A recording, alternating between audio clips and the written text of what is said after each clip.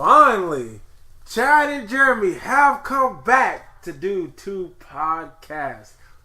We're back doing podcasts, doing what we love, doing what you love us to do. We're here to do 2 podcasts. I can't believe we broke the 4th wall, but fuck it, that's how we do shit. Two times, the podcast. Yo, what up, guys? This is Fusion-Haa episode 3. I'm Chad. And I'm Jeremy. And we're here to get this thing knocked out. Y'all know we had a little technical difficulties last week, but we back, baby. We here. But you know who don't know or who's gonna be new to this? We tried to record this. I forget what date that was. February. What the fuck? Today's February 15th, 2019. The day after Valentine's Day. The next episode will be dedicated to that. But whatever, we're gonna get to that when we get there. Today. I want to do a little segment that I like to call Art versus Artist. On some slightly controversial stuff or some cool stuff, whatever. We're gonna talk about the Royal Rumble from then all the way till we want to do Elimination. Yeah, right? We can really talk about the Royal Rumble and what are kind of our predictions or what do we want to see for Elimination Chamber. Yeah. I know a couple things that I want to see. I mean, you know, it's WrestleMania season, baby. It's road, baby. Yeah, on the road. It's time. And there's a lot of things I want to see happen. There's some stuff that I'm seeing that I'm kind of like, yeah, no, I don't like it. But, you know, it's WrestleMania season, man. You never know what's going to happen. That's the one thing WWE can do. They can just throw a wrench into something and just jack it all the hell up. But besides WWE and all that good jazz, we're going to talk about one of our most favorite topics to talk about, which you probably heard from the last 2 episodes, Dragon Ball Z, or just Dragon. Dragon. And then, you know, the last 2 games that just came out that's super awesome. We're gonna tell you what they are. Then when we get to that topic, that's good with you. Oh yeah, I'm good with that, brother. I'm okay. good. And then the last topic, the best definitely for last, is an epic movie that we've seen and hopefully you guys have seen by now because we're gonna be talking a little about it. We won't try to spoil it too much, but it is. Guess what? Dragon Ball Super Broly. More Dragon Ball. Can you believe it? By God! Alright, man. So let's jump into this art versus artist thing, man. This is a topic that me and Jeremy, we typically dance around it a lot. We're always talking about it, you know. It just pops up from time to time. We're just talking about it. Like, you know, can you separate the art from the artist? And that's really a hot topic now, anyway, with all the documentaries of a certain celebrity and floating around, and even some more documentaries that have been coming about of another celebrity. Yeah. This is a hot topic, man. It really, even though it deals with celebrity, that's really a life thing, man. Like if someone does something, you know, can they be forgiven? When are they irredeemable? Like. Where's the line start? Where's the stop? It seems like they don't. Hell, people still they're digging up stuff on dead people. And it was well, so and so did this. Like even Evans got that work, which I'm like, that's true, but you know, a lot of people like, but he good. Yeah, so it is what it is. Yeah. So who you want to start with first? That's the person. Let's start with your favorite artist, man. Like we tried to talk about this guy, and me and what was that last week? As a matter of fact, before we tried to do the first time we did this podcast, we were talking about. I remember I was in the truck talking to you about that, and it's the main man, Chris Brown. Breezy. Yeah, I mean he was on some next level shit just recently. Yeah, was it in Paris? Wasn't it in Paris? Yeah, man. Yeah, that was pretty unfortunate. He got found not guilty of those charges that he had brought up against him. Which, I think he's suing the girl now. Yeah, for slander, right? For slander. So you know, we're gonna see how that's gonna go. But taking a step back, like a decade ago, right? Almost a decade. Yeah, we are pretty familiar with what happened with Chris Brown and Rihanna. That incident in that was it the Lambo? Actually, it wasn't ever game. Lambo many years ago, you know, and him and Rihanna got into an altercation. We seen the pictures of Rihanna. And those pictures, I'm dropping stuff. You know, kind of rightfully so. If you see that it painted him into a monster. And it did, and I think that pretty much stifled Chris Brown's career because I feel like Chris Brown should have been way bigger of a star than he. Not saying that he's not a big star, because I mean he is.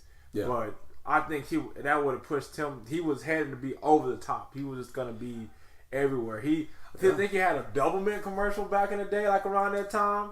For real? Wait, for real? Yeah. I didn't. He was like doing his thing. Like he was getting sponsors. Jeez. He was getting ads. Man. That commercial was pretty cool. He was dancing. I mean, surprise. He was getting ass or ads? Yeah, ads. Stupid. I thought you said ass.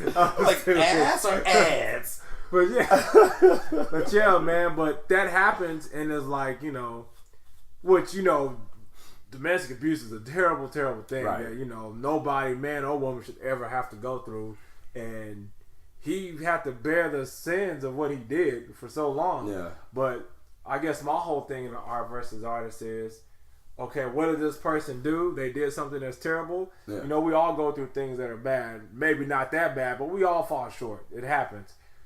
So it's, what are you going to do next? To me, that's what's important. What do you do next? What do you want to do next? What are you actually doing?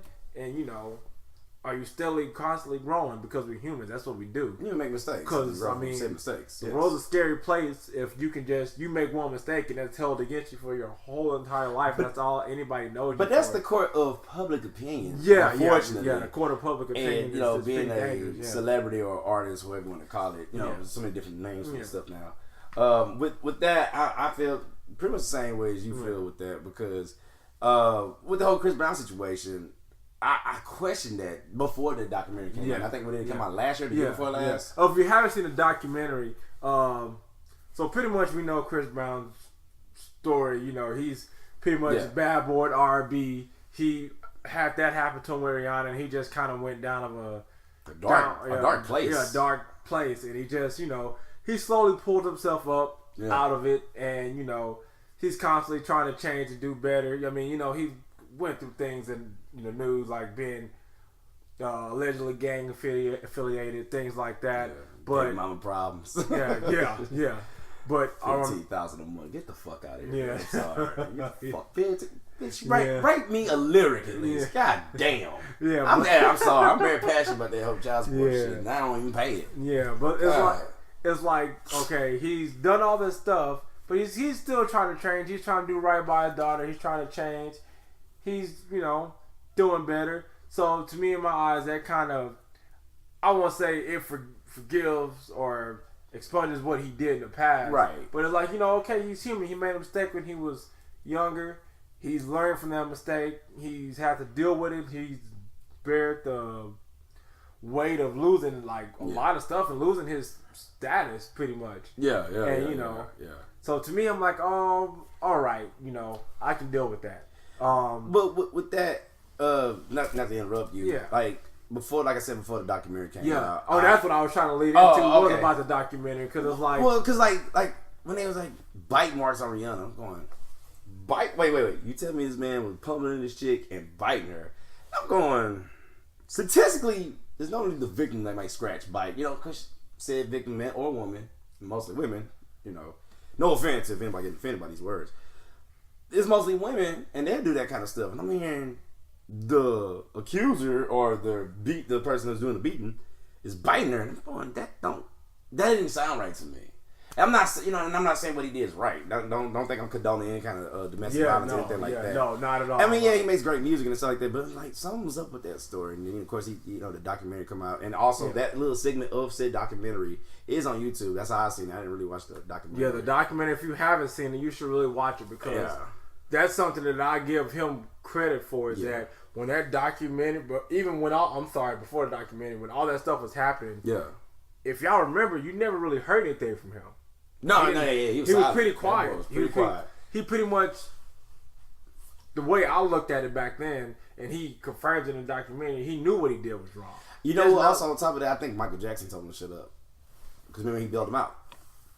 No, didn't know that. You didn't know Michael? Yeah, Michael bailed him out. Yeah, he went to jail. Yeah. You know, he's doing the time, which Michael Jackson. Really? I didn't know Google that. Like my friend Michael bailed his ass out for that stuff. But it's like he probably advised him. Yeah, so he didn't say anything. He was just quiet. It was like, okay, he did this thing. He, you know, it's like, hey, I did. He did. Well, not me, but he did. Like he did it. It was him. It was nobody else. There's no excuse for what he did. He did it. Yeah. He was quiet. Rihanna told her side. You didn't really hear anything from him. And in the documentary, he tells his side of it. Right. And I'm listening to it. I'm like, man, that's messed up what happened. Like, probably shouldn't have went that far, but I give you, I could, be like, okay, man, you did that. You didn't say anything. You manned up. You owned up to your mistakes. Right. You didn't try to get out there and try to clear your name because you know that what you did was wrong. Right. And I'm like, okay, I can respect that. I'm good with that. Yeah. And just, so like in this case, I think with him, you can separate the art from the artist because he's constantly trying to grow. He's making badass music. Yeah.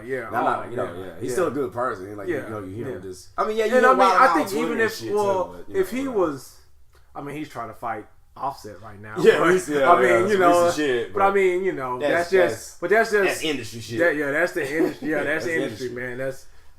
That stuff. I mean, I think I feel like everybody kind of looks past that in the industry stuff. If you look at like Justin Bieber kind of almost went down the same path. I'm gonna tell you why. Niggas. I said it. Niggas.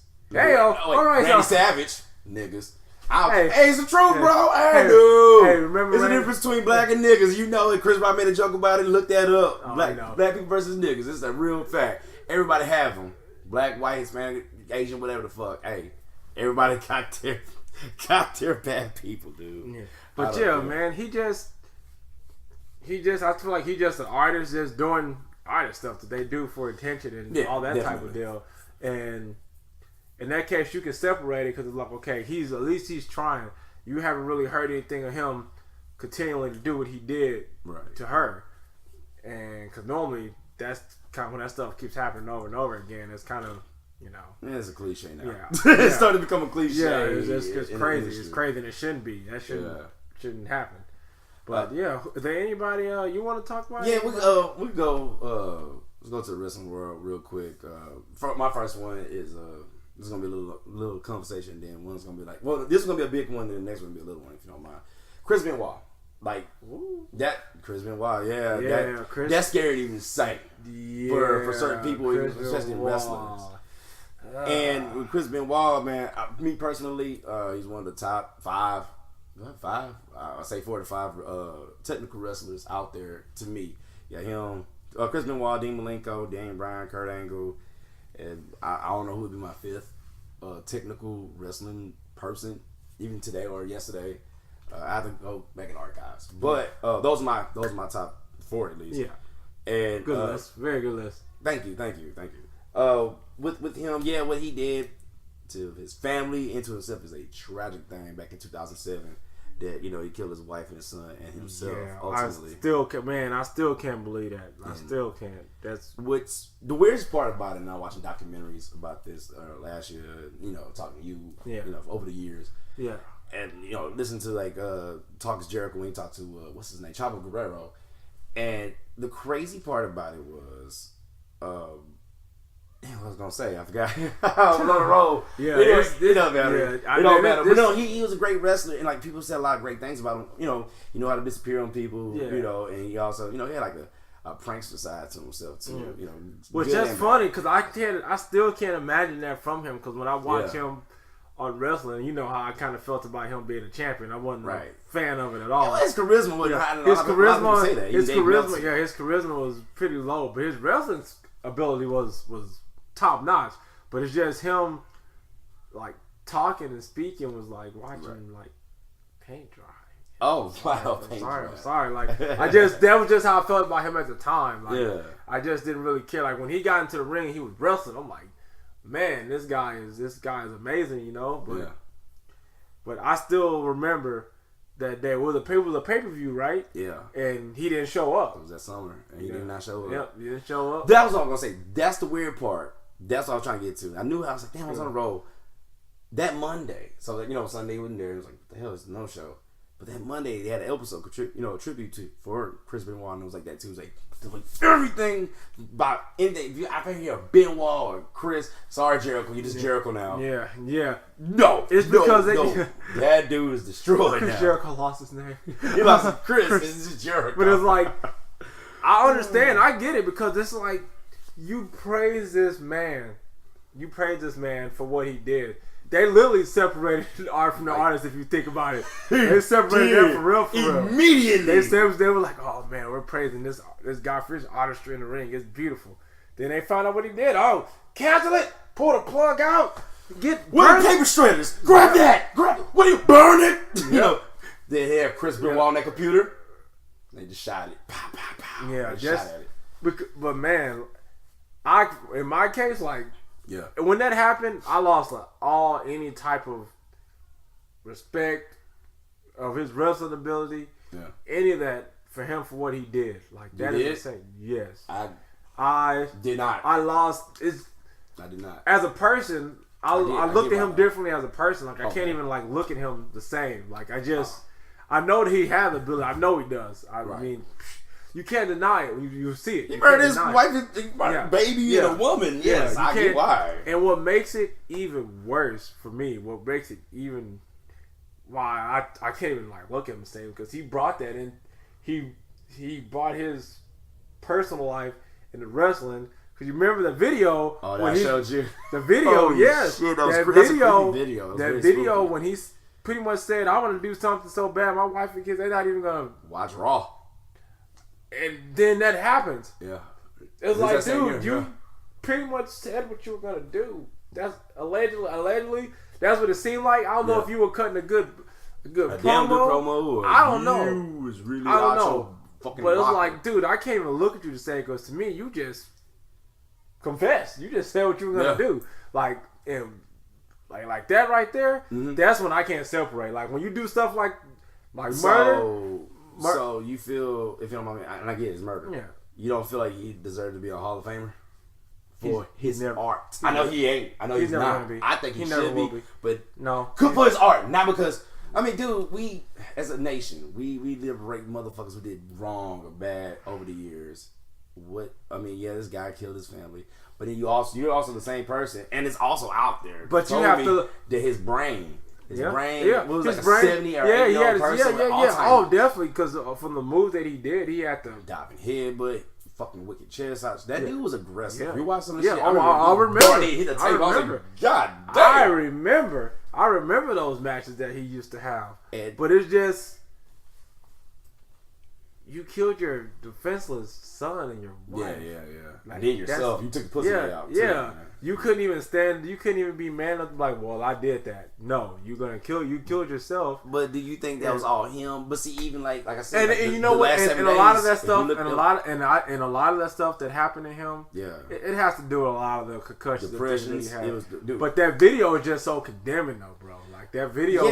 That video is like you knew. It's almost like you knew what you were doing. Like if it was like CTE and you just hitting your head and getting concussions and then you just snapped and you did it. Yeah. Not okay, but there was a cause for it. Well, it was there was a cause. Well, but it's like did it cause you to make that video and say that? Like that's look. And I don't know if that's what that video meant. I still don't know. From what I gather from even like if you go to WrestleMania, they actually had to redo it because of course WWE like, hey, you can't do that. They actually just released the Chris Benoit. I'm telling you, go to their Behind the Titantron videos on WrestleMania. And it's a nice little documentary. I think it's like 15 minutes long. Brief. But, like you said, first, his brain. But then he was also going through depression. Eddie died. Another wrestling buddy of his died. So this guy is the guy that kept him made him disciplined and focused. I mean, he had that mentality back even when he was wrestling in Japan. Yeah. And even Chris, like if you look, like I said, go to Talk to Jericho. Like look at the episode when he was talking to Chavo. The last 7 days, just the last 7 days of his life. Yeah. That's literally a week. And like it was just you could see it kind of transform into what the fuck happened to this guy. And that's some wiggy shit. And then not just that. And one last thing, he was also going through problems with his wife, and it probably it was like, damn, you're going through marital problems. You got both your friends died. The people that's like actually holding you up while you're away from your family, and then of course that doesn't help with your brain all scrambled. And I'm not saying what he did is right, and that's the biggest excuse, but I mean it's something. I mean that's what we're doing now. But these school shooters and shit like that, they're mentally disabled and this, that, and the third. We do that now, but this guy's legit. In my opinion, that's just my opinion. But you have to look at how WWE is marketed too. They're marketing the kids. So it's like, are you gonna sit there and hold some guy up that murdered a kid? Somebody you're trying to market to? But dude, also at the same time, like you're promoting violence. So that's not sitting on a high horse and be like, but you're just promoting violence, man. Yeah. Come on, get the hell out of here. Yeah. Well, is Jimmy Superfly snuck in the Hall of Fame? Oh shoot, I don't know. I think so. If so, they probably yanked him like they did Hogan. Oh, he got that. And Hogan. Oh my God, I can go on all day with Hogan. I don't believe they should pull him out either. Even though we're black guys and what he said was wrong, and what he did was wrong. I told you he did a triple whammy in one day. He did. He just said, "Hey, I'm about to break all the rules." I ain't gonna lie, I don't forgive him, but like at the same time, art versus artist. I'm like, he don't need to be pulled from the Hall of Fame, which they put him back. Good for him. Like, which one my autograph brother? Now you eat a dick, Hogan. I'm sorry. I'm not for that. No, I don't give a shit, dude. Oh, that's funny. You don't want me to hang with your daughter because I was one of those other brothers. You know what I'm trying to say? Them other brothers. Yeah, brother. But yeah, getting back to Benoit, I'm just joking right now. But yeah, unfortunately, a good wrestler. I'm not saying good guy. Yeah. Wrestler. That's all I'm saying. That's the art part. Would not ever be on the Hall of Fame because of the artist, or the man, I should say, did a terrible wrong. I'm not condoning this. I'm not defending this. I'm just putting the facts and the stuff that people. Well, actually, the stuff that was gathered from different media sites and sources. Excuse me. And what would cause that? That's why I feel a certain way with Benoit. Unfortunately, he would never be in that hall. No. And he got his charisma sucked. Get back with that. But he was good. He was just a good wrestler. He was. That sucks. He was, yeah. Damn. It just sucks how all that went down. Yeah. And another wrestler, the second person was Chyna. Yeah. She wouldn't. She will. I think she will be in the Hall of Fame. Anytime soon. I think she needs to be in there, man. Like, well, if she does, I'm mad that I'm about to say Chris. Trish Stratus and Lita went before her because this all of 2018 was the famous word trailblazer. And before there was trailblazing divas or women, wrestling, you had Chyna. Yeah, Chyna was a force to be reckoned with, man. Like, she was wrestling dudes. She was wrestling. Man. The women couldn't even hold a candle to her, man. She was just. On top of that, the first and only female Intercontinental Champion. Remember that? The first woman to enter the Royal Rumble. The first and only woman to be king in the ring. I mean, she didn't win, but she was in it. Yeah. And in the summer of 1998, will be SummerSlam. They were almost about to say, have Chyna be the number one contender to fight Stone Cold Steve Austin for the World Wrestling Federation Championship. That would have been crazy. What? Why? I wonder why they scrapped that. Oh, I don't get it. I think it was like, to me, the intergender matches are always kind of like a iffy thing. Yeah, it's a weird thing. Like kind of like with the whole like Dean Ambrose and Nia Jax. They've been fighting actually at like house shows. I was hearing about that, and that's crazy. Like, which is weird. Why would you waste that on a house show? They should do it on TV. No, I know why they did that. Oh yeah, Mattel.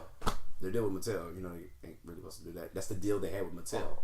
And like you gotta like test that like house show is a test like they are because like, you're watching that. We're gonna lose that much money if we do. Because I can't lie, I've seen like a video on YouTube. I think that video is pretty popular, but really now it's a video where the guy and I think a guy and a girl are wrestling like they're like a wrestling match and they're fighting, and the guy does this crazy like pile driver and she bounced.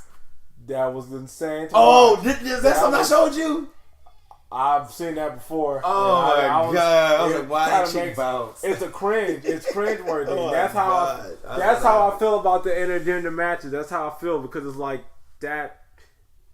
Yeah. Yeah. I'm like, I don't know. Well, I don't know. I accept me this guy. I'm always that guy. But I have to bring reality to the world to get you away from your internets and your crazy imagination land. Yes. Violence happen towards women and men. It could be the woman versus the man, or vice versa. Which do I condone it? No. Yeah, well, no. But does it happen? Yes. Yeah, I know, but you got to look at that happens in real life, but yes, it does. You don't have to necessarily like. But you got chicks like Ronda Rousey and Shayna Baszler. Oh, don't forget about Becky. Becky been stepping up to everybody. Yeah, those words. I don't know if she really hit one. I know. I'm just saying, Becky be stepping. I don't know. I mean, Becky can spit that. And, she can spit hot fire, but can she dish hot fire? Yeah. We totally off topic, but yeah. We talking about intergender matches and stuff like that. Yeah. Back to China. I think she deserves to be in the Hall of Fame, man. I know there's probably some politics, between Stephanie, Triple H. What they gonna rest on is the whole fact that she did adult films and how she. But what is that even? What? Because that's not family friendly. Because here's the example. What you say? Okay, I got you. Well, this is the reason why drugs and that. Yeah. Okay. Remember, was it last year? Was it? What was the first women's battle royal? And that was last WrestleMania, right? Yeah. What was it called originally? Do you remember? No. The Mae Young Classic. No, not Mae Young Classic. The Moolah battle royale. Moolah, not Mae Young. She's cool. Moolah. I know what this is called. And you know why they took it out, right? Because Snickers, their sponsor for WrestleMania, not Mae Young. I'm sorry, Moolah, is because she's a pimp. Well, allegedly a pimp. Which that is, and this other crazy in shit. Its own right. I would have never. And the reason I say pimp, because she pimped that is the horrible shit she did. It was pimping out the female wrestlers that she trained, and then the other stuff like that she felt that those other female wrestlers that she trained were going to be her height. Yeah. She would either whisper in McMahon's ear or try to make him look bad, and knock him down bitch. I'm alpha. You a beta bitch. Yeah. Get over yourself. And but mainly the alleged things that she was doing, like I said, selling women to wrestlers and promoters. Pretty, and that's a bad look. Pretty gross. But all right, and that's why. So yeah, man. Getting back to go ahead. No, just getting back to back to with China. I feel like she's gonna be in there. She should be in there. Yeah, she should be. I mean, I know she did her adult films and she was on drugs. But I mean, you gotta look at the other. My go ahead. All-time favorite wrestler of all time is Shawn Michaels. You know this, man. Yes. And we know Shawn Michaels was about that life, bro. He was about that life. He was. And I guarantee, is Shawn Michaels in the Hall of Fame yet? He's not in there yet. But I'm sure he was. I was there when he got. Oh, he's in there. Okay. Bro, I was there when they said it. I was on the episode Raw. Yeah. So Shawn Michaels, January 10th, 2011. They announced that. I was right there seeing that shit. Shawn Michaels is in the Hall of Fame. Guess who else? Woo! No. He's an alcoholic. He ain't a druggie. No. Scott Hall, bro. Scott Hall. And Scott Hall is notorious. Scott Hall, loser and dopehead, bro. Scott Hall not even the same anymore. When I watch him, I was just like, God. Well, I mean, he changed his life too. So, no. I mean, he's not the same. Him. Yes. Oh yeah. He's over. It's called aging and drugs do that to you. It helps the process. Yeah. But with China, man, because here's another thing. Guess who's not in the Hall of Fame? And get back to China. Yeah. Before we get back to China, Queen Elizabeth, Miss Elizabeth. She died. Oh damn. Yeah. So. It's why the first lady of wrestling is not even, one of the greatest lady wrestlers. Besides, I mean, Sharon Mattel, she's one of the greats, but the most well-known managers for young and old was Miss Elizabeth with Randy Savage. If you think of Randy Savage, you're gonna think of Miss Elizabeth. Yeah, of course. But her untimely, unfortunate death, that fucked it up for her to become a Hall of Famer. Yeah. And so China got a double whammy. You doing what with who? Why? And then you OD. Yeah. And that chick was a trailblazer, man. And that for me, me and you agree. Artists is come on, dude. Come on. Now that I can separate. I'm drugs. I mean, drugs are bad. Okay. Wow. Drugs are bad. I mean, you're doing adult film. That's your life. You do what you want to do on that. Yeah. But I mean, that to me, that's not worthy enough of trying to banish someone. I think that's more personal than anything. Oh, and I feel if she was still alive, I feel like she would probably have been back in some capacity. I know she would have been. AEW. I'm joking. I'm joking. Oh yeah. Oh, definitely there. I think so. But yeah, man, who else we got on this list? Oh no, Bill Cosby. I got Bill Cosby. Bill Cosby hurts too, man. Yeah, it hurts. It hurts. The black father of America. Yeah. Zip zap dooba dooba yeah. I can't do a good Bill Cosby impression. Not to insult the man. I'm just joking. He's man. No, that's a separation. Yeah, that artist. Yeah, that right there, like he nasty for that, man. Like that's how can you be? And the thing that kills me about him is that all the comedians and stuff, they're like, "Hey, Bill, man, I love your work, man. Can you help me? There anything you can do? Yeah. Show me how to get to the top. Yeah. Do be like you." Oh man, you cussing your sets. I can't help you. Eddie Murphy, Rich Pryor. But look what he's doing. Look what he's doing. That's worse. That's worse than anything. Lately, in the last year or two, man, I was hearing a lot of interviews and a lot of stuff that how people badmouth Bill because the stuff that Bill was saying that flip flop. Filth, blah blah blah blah blah. You can't be doing that. Does that have Bill Cosby sounds to you like a Charlie Brown character? Well, no, Filth for filth. That was from Delirious. Eddie Murphy said that. I know, but one. But yeah, I added my Jimmy. You saw baited. Saw bait. And yeah, then even later, like full circle, because the Players Club, he actually got on Jamie Foxx's ass about this shit because Jamie Foxx did a bit. Acting like Bill Cosby, he having that he was mad as fuck. Yeah, it's like how can you be so mad about these things? He condemned a lot of people, and then come find out going back to those people. But that's normally how it goes. The people that are on this big condemning trip, trying to say pointing their finger, you giving you the Hulk Hogan, you brother, you like they're the ones that are doing this stuff, and what he's done is. It's crazy. Yeah, it's nasty, man. Well, okay. So here's my look at it. Okay. Years ago. This is like back in 2015? Yeah. So when they first, mentioned it, I think it was before that, but I remember it was like the midst of freaking 2015. And with that, I was like, God damn, it was too many ladies for me. And I'm going, okay, hold the fuck up. You tell me that man did all that to all those people, it made him like a serial rapist. I'm going, a percent of that had to say something prior to now. And I heard, I could be wrong, I heard that he settled a couple of those things. So so I don't know if that was a percent of, because like the number was 53 when I heard it in 2015. This is 2019, Jack. You know what I'm saying? Yeah, no one knows. Yeah. And I'm going like, yo, okay, I don't think he did that many. I'm not saying he didn't do it, but I'm like, 53 motherfuckers. But it's like if that's insane. But if he did do that, it's like it's still wrong. Yeah. How did everybody around him let that happen? Because I can't see you doing that to 53 people, and that's probably more than that. I can't see you doing that and nobody knowing and not saying anything. Man. I mean, but I know Bill Cosby was a powerful dude, and people were, Yeah.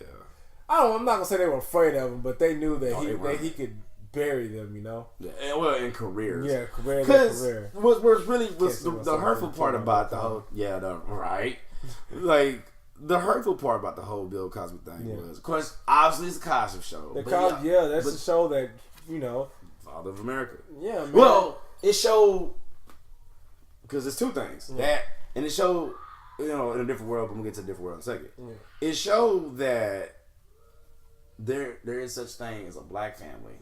Who, the dad's not gone. The dad's there. He's a hardworking man. Has a decent. He has a not fucking decent job. A good job. He's a doctor. Both him and his wife are doctors and highly intelligent, degree holding individuals that has stability on how to raise a family. They gonna have their bad days because of course it's a family. I mean, it's a family. They're people. It's people. We're flawed. Yeah, and you didn't see that a lot. You might see like the Jeffersons, motherfucker made money and shit like that, got one kid. Yeah. But it was, that kind of sitcom, 70s. But then you got this family. And, you don't see that. Like, no, you really intelligence. Don't. You don't see. You didn't see that back then. Now it's way bigger now. Yeah. So he's like ushering in, like, we got some intelligent Negroes in the world who has stability. It's not always pimps and whores and the dad's gone, the mom's a crackhead, the dad's a crackhead, the dad's a dope dealer. And I'm gonna shut up after this. A different world, he produced that. Yeah. He has actually put a lot of black kids, our generation, by the way, in college, make us believe that we can too be in college. He probably did the reason why we have had a black president, the first black president. Some people say that. I believe it too. That I can do this. I can go beyond that. Yeah. And that's the thing. Yeah. That's the powerful thing about television, man. It gives you hope. Yeah. You know? It gives you hope to the hopeless. Yeah. Hope to the hopeless. Maybe when you may feel a certain way, you may see that one show that just makes you feel something. Yeah. And you act on that feeling. Yeah. And that's what hurts me the most about this whole thing. Yeah. That, man, people felt this way about you. Like, I literally have heard people say that they've done certain things because of Bill Cosby. And the fact that he turns out to be this it's fuck. And it was hard, even including me. Like, I'm not the biggest Bill Cosby fan. I remember watching I forget the name of the stand up he did. The only one I know that I watched stand up in high school. It was clean. I like the stand up. It was a clean, actually funny stand up. Yeah, it was different. It's different. That's what was so good about him is that he didn't have to do all cussing and screaming and hollering to make you laugh. You know, he's talking about the pudding pops and all that stuff, and talking about delivering babies and shit. That shit was fun. And ha-ha. Yeah, but it was cool. But man, like now I can't even. You can't. I don't know. It's kind of. Like I say, with certain people, certain things, it's all about what you do, and what you've done, and how you're trying to grow. Like for me, it's like since you did all that stuff, and like now I think everything you done was a lie. Like and maybe it's not. Maybe because maybe you try to come at it from a place of good, but it's like you did all this stuff, and it just came out now. Yeah. And 53 people apparently came out. And probably more actually. Yeah, it said that you've done this thing, and it's like you're not doing anything to grow. Matter of fact, you're arrogant in the fact that you didn't do it. Like I can't. Yeah. You're not owning up to what you did. You're just. I don't know. I mean, you're not. He just recently is like, well, I'm like a political prisoner, which I don't understand that shit. But he truly in his mind believe he is innocent now. But how can you be innocent when you've said and done these things and you settle with people? Yeah. On certain things. Not saying settling makes you guilty, but you settled because of the fact that what you did. Yeah. Like you actually did that because what you allegedly or he did. We don't know. Yeah. So to me, that's what makes it. It makes I just look at him different now. Yeah. Because it's like, okay, you've done you did it. Yeah. You did these things. You're not owning up to it. You're so arrogant. You just act like nothing ever happened. Like how can I look back at this show, the Cosby Show, and not feel any different about it? Well, because you're not looking at the art, you're looking at the guy who's doing all these things. And that's why I look at him. To me, it's always all infused to me. Like I try to separate them. In certain instances, I can separate. Okay. Them. Like I said, like with Chris Brown, one reason I separate that is because he's constantly trying to improve. Okay, I'm down for that. You're trying you're trying to improve. Okay, you're still alive. You're still here to improve. You still have a chance to improve. Right. Because everybody does. Like you mess up, man. That's as long as you're alive and you're breathing, you got a chance to do anything you want to do. Okay. But Bill Cosby, he pretty much lived his whole entire life. Because he's old. Yeah, that dude was up there. Yeah, I'm not saying that he has to die, but like he's old. He lived his life, and he just chose to live his life a certain way and didn't want to suffer any consequences to what he did, and he still denies the fact that what he did was wrong, and it affected so many people, and the victims especially, but also the fans and the people that looked up to you. Well, not just that. Well, obviously that, but you also add in, since you're on there, I'm gonna jump on this bandwagon. The people that was making money after Cosby Show, the royalty checks for that, because that, I guess the captain of the ship, dropped the ball, fucked up, whatever you want to call it, and now Claire ain't getting the money, Rudy ain't getting the money, everybody not getting their money because we got to pull these shows off now. In that instance, I don't think that they should suffer, which is bullshit. Like I think you even said it. They should just name the show the Huxtables. So I think Charlamagne I didn't say that. Name the show the Huxtables. It's like that's what they did with Roseanne. Yeah. Kicked her out. Named the show cured her off. Yep. Die, get the fuck out. Yep. Named the show the Connors and kept it moving. Kept pushing. And that's probably what they should do for But they should have done it for him. But that's old. See the thing with Roseanne, the difference between Roseanne and Bill is that was current. That's new. The Cosby's is old. Yeah. You know, so that's something, in the early 90s and shit like that. That's kind of hard to reformat, just a name. Yeah. You know, and he's still gonna be on there with the Connors. Fuck Roseanne, we're gonna kill her off and call it a day. And boom, Darlene and Dan, how y'all doing? Yeah. So, but like the part with that is trying to get back to what you were saying, like how I'm gonna teach you my secret of how I separate art versus artists. People are fucking just fucked up. That's how I look at it. I know that sounds wrong, but really, I look at balance. There's yin and yang, light and dark, good and bad, left and right, up and down. Yeah, of course. Can't nobody, except you, you might have a dark side that I don't know of. You might got a dungeon down here and you torturing babies or some shit. I don't know. There's a punishment closet downstairs. The nigga, see, he already admitted his evils. There's a punishment cubby hole. I don't know why they built a house like that, but it's pretty hilarious. But carry on. But I truly believe that, ain't nobody perfect, but people put this persona. Of course. But like you got, motherfucker, you're not in Bison. You know how Rose was made?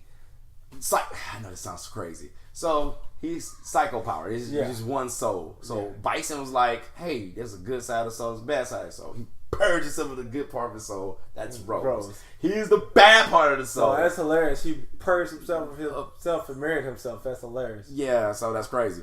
But she's one of my favorite characters on that Street Fighter game. What, Rose? Oh, I used to love her. Oh, cool. But with humans, I mean, that's fiction. And come find out, like, Bison's, like, psycho power is, like, the most destructive power in fictional history, which, that's cool. But, which I think that's wrong, but that's what I was told. Yeah. But people are good and bad. Yeah. Now, to do some crazy shit like that, well, on the Bill Cosby level and beyond, that's the next level shit. But that's how I can separate them. Like, well, if you look at American history, like I was talking to you prior to this, it's like, well, if you look at the history of this country, it's really built on bad. But some good came out of it. And it's a melting pot country. But you gotta see the good though. That's how I kind of do it. The good of the country, as in like the fact that it's a melting pot country. Yeah. Not like segregation. Yeah. And all that stuff. Yeah. No. But with so that's how I can do that with Bill and a couple other people and stuff like that. I get that, and I feel like that too. But what you're saying is like the most dopest thing ever. Is like, well, if the individual can do or change attitude, change ways and all that stuff. Then I get what you're coming from. So hell yeah. It's funny what you were just saying. It just made me think of something. Go ahead. Leads into the next person. The last person we're gonna talk about on this. Yes. What's that? Is R. Kelly. Yo, least favorite person. Oh my god. Before we go on, ladies and gentlemen, Chad. It's help Trap the Closet. Yeah. Hey, that shit was dope. But anyway, Chad is the only person that I know, and probably Charlamagne the God, was the most consistent person on staying on the whole, man, I can't listen to this guy. I won't listen to this guy. This guy is trash. And those are your words. You said trash. Yeah. Oh, yeah. He's a trash human being, man. And I'm all like, yo, his music dope as fuck. And the government fucked that up. They had a chance to get it over. They fucked up. You gotta quit it. What you want for this man now? I can tell you what I want. But before you go on, I will say this. I'm gonna put the foundation down. He is a piece of shit. Chad didn't say that. Jeremy said that. He's a piece of shit. Yeah, he's a trash. Go on, man. Go on. You were saying about like Bill Cosby, how he done all these things, and it just made me think like, what's that? Not that R. Kelly is doing the same thing as Bill Cosby was doing, but it's like that's all different level. It's not the same. Yeah. But it's like he might have possibly been doing it for this long. Like he might have been doing it for a really long time. And if R. Kelly were to live his whole entire life and not be caught for what he did, and all of a sudden, holy shit. Yeah, and then all of a sudden, like Bill Cosby, he gets caught. Yeah. Do you look at him the same? Because to me, that's why I feel the same way I feel about Bill Cosby. Yeah, it's like, dude, you just got caught sooner. Like, we caught you before. He's in his 50s though. Yeah. Nah. Yeah. What it seems like he is like with his 27 with I'm not gonna put a name out. They already shit. To me, they shitted on that woman. Yeah. The craziest thing about this R. Kelly thing is like the Boondocks sums it up perfectly. It's like you're shit. watching a car. I felt like I was watching I love a the TV. Boondocks. Oh, I do too. Oh my God. I feel like I was watching a TV show, Yeah. like I'm watching the Boondocks. I'm watching a TV show, and this guy has done this stuff, and the Boondocks. It was hilarious how they just presented the evidence. But it's like, that's literally how the evidence is being presented. Yes. This is how it's being It's not presented. funny, but it's funny. Yeah, it's like, it's really, like you said. With the Boondocks, man, it's funny. It's but funny, like, but it's not funny. It's not funny like, though, man. This evidence is being presented to you what this dude did. He's Yes. nasty. He's trash Yes. for what he's done. Yeah.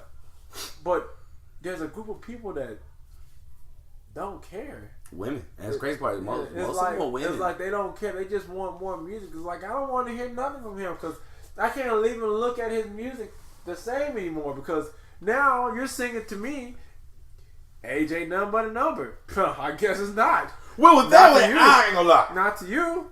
I'm not gonna. Well, one's Aaliyah, but he did write that. Though. Yeah. And it's like with that, man. When all that came out, and like I was really young when age ain't nothing but a number came out, and like I didn't really get into music until I think I was a teenager, and with the whole R. Kelly thing.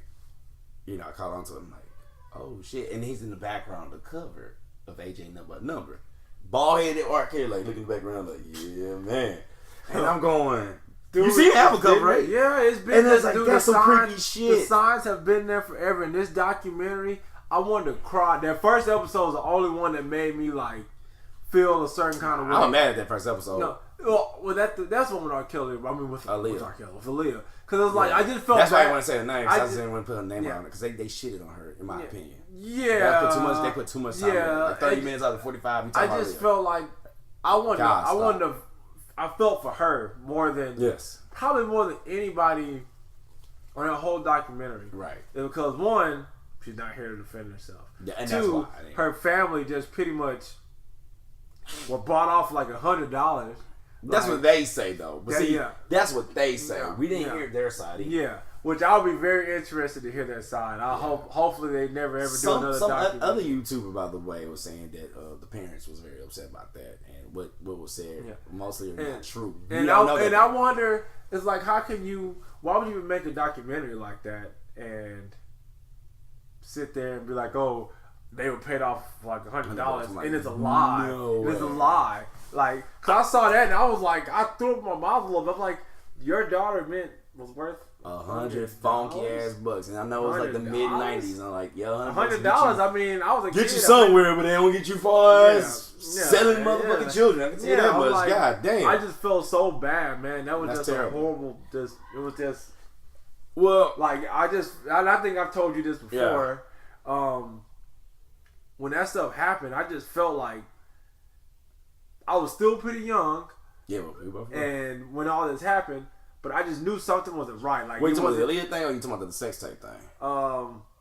With the Aaliyah thing, I was way too young. I couldn't even understand it because they put it like a rumor. Yeah, remember that? Yeah. Oh yeah, it was rumored, but it's kind of one thing like if you don't know, you can't, like how you don't have toss accusations around if you don't know, but.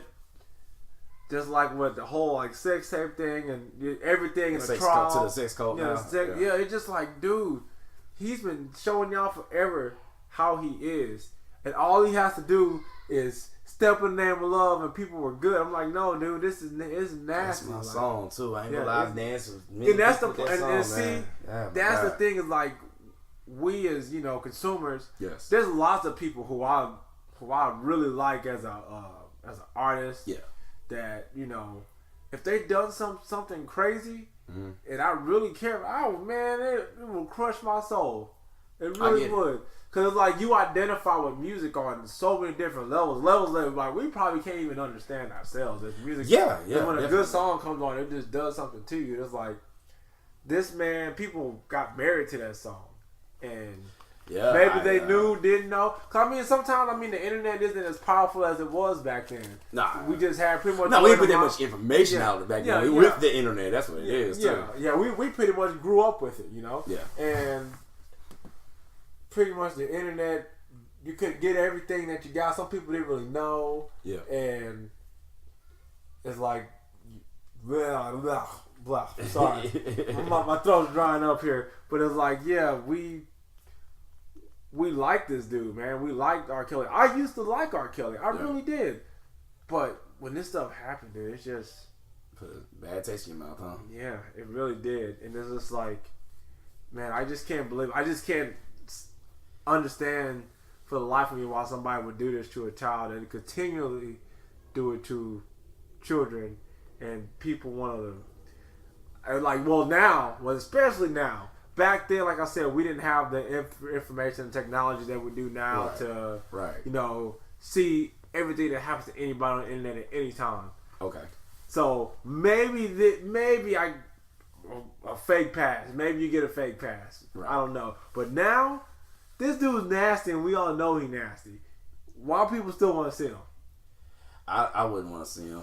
I mean, this sounds bad when I say it, and that's cool. Whatever. Man, got great music. And you know what? You can't. I'm gonna be honest with you. Hold up. Answer this question and answer it truthfully. And I'm not saying like I just like the music. Yeah. I don't like the man. Like I said, he's a piece of shit. Like I said, that's why I said this first. Lay the foundations down. Put that disclaimer out. He's garbage. He's a piece of shit. No, he said garbage. Piece of shit. Fuck that. Okay.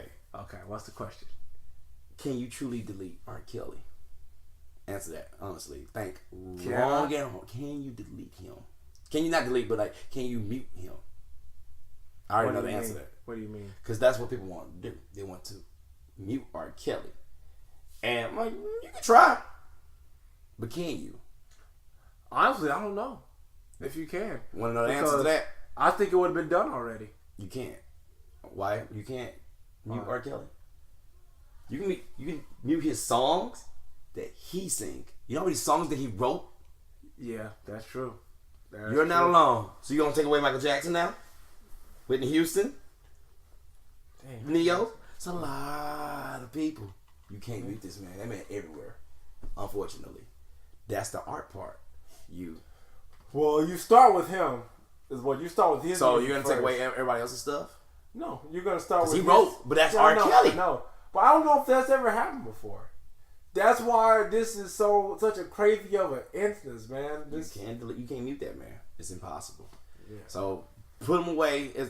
Found him guilty when you do, because there ain't no if when you do. Oh, he's put him away, and then just keep on keeping on. Keep that old art. Because people can do what they want to do. They can listen to what they want to listen to. But I'm not gonna be blind to the fact, like, okay, that man, fucking little girls. I haven't listened to R. Kelly's music like in ages, years and years. I don't really. It's starting to hit me a little bit, but I was like, also I ain't gonna lie. Piece of me is like, if I can call this to that, I'm be bashed.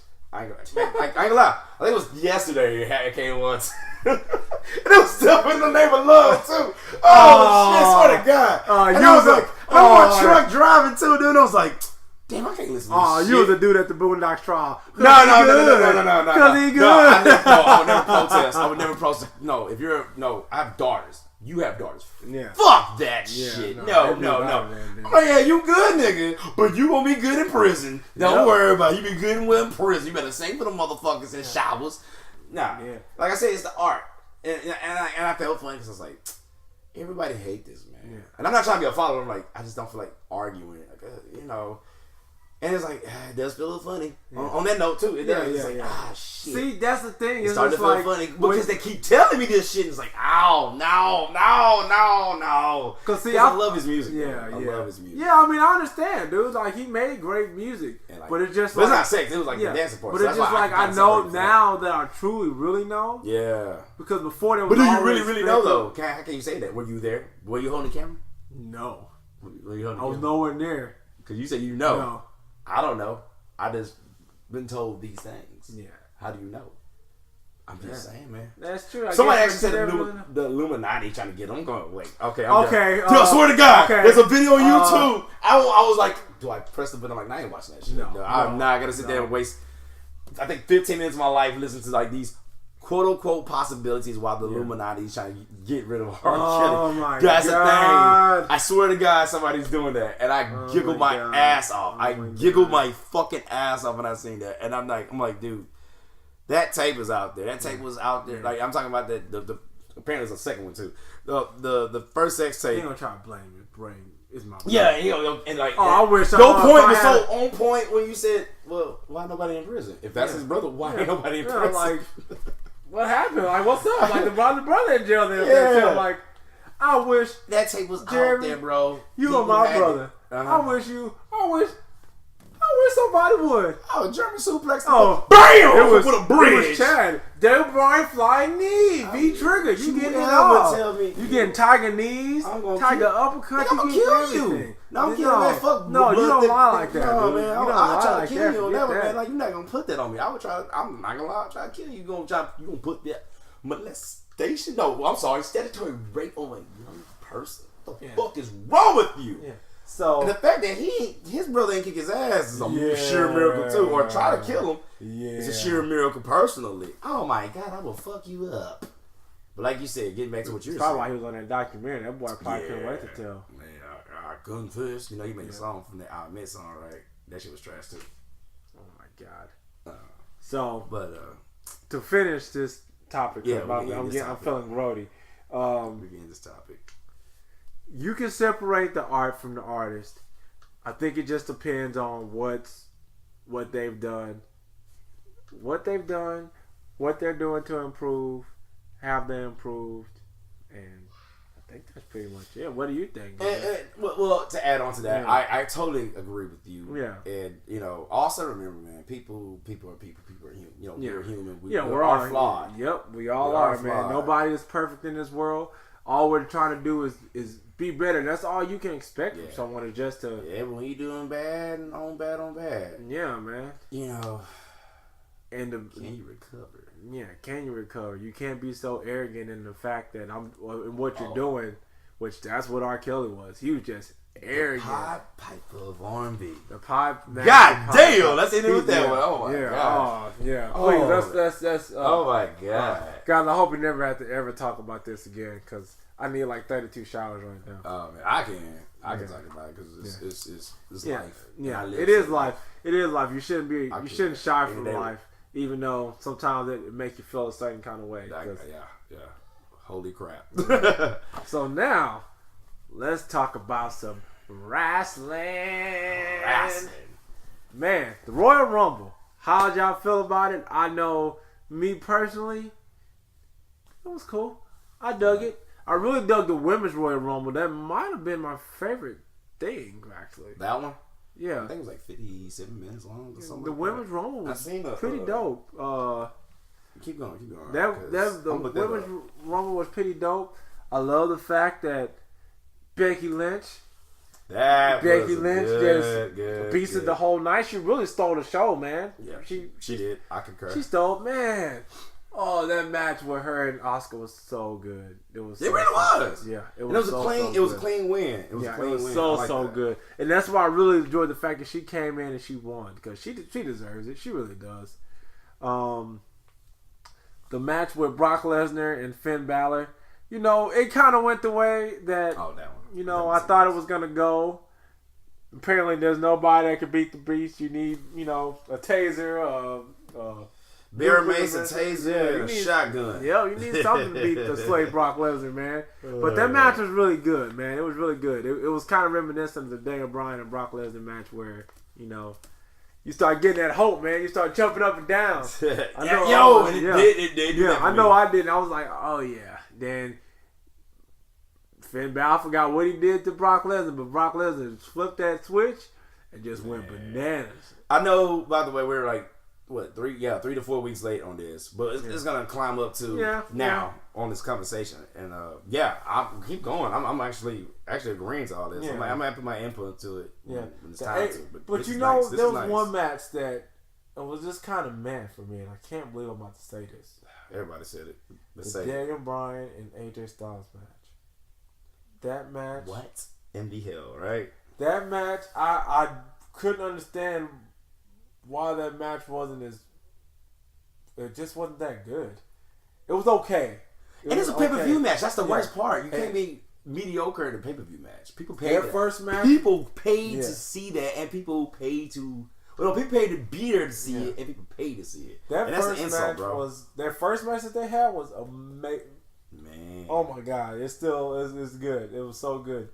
And this match here, I'm watching. I'm just like, I'm gonna make me something to eat now.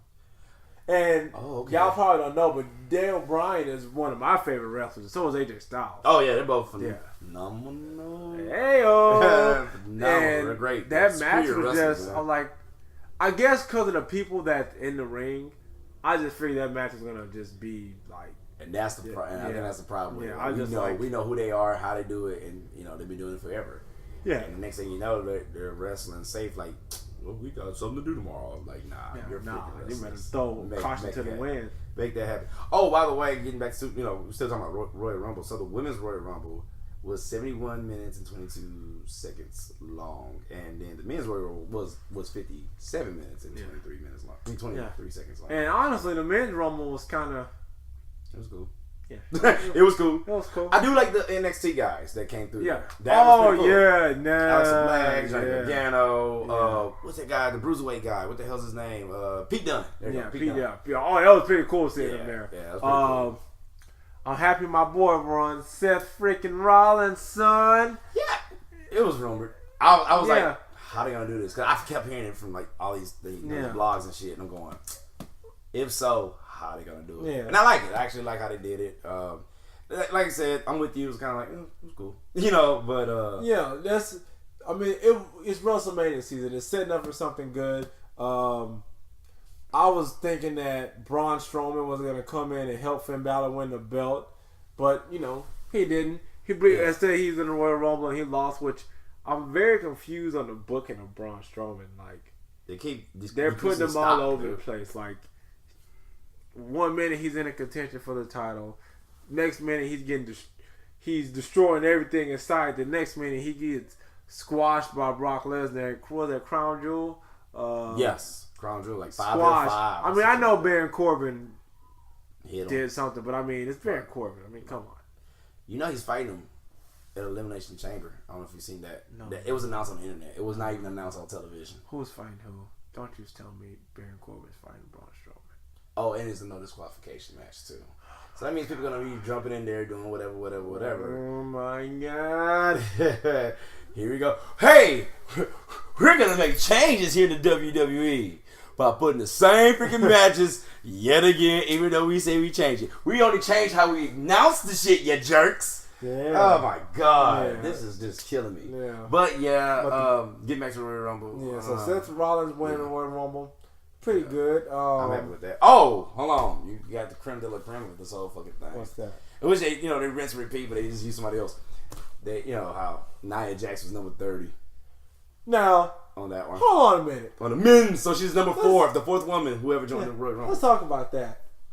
Oh, sorry, the men's Royal Rumble. You have to say that. Nia Jax. Oh wait, hold on. Before we jump into that. What's that? I'm sorry. Another one of my favorite moments from this was the tag team match between Shane McMahon and The Miz. Oh, yeah. Versus The Bar. Yeah, we forgot. That match was actually pretty good. Yeah.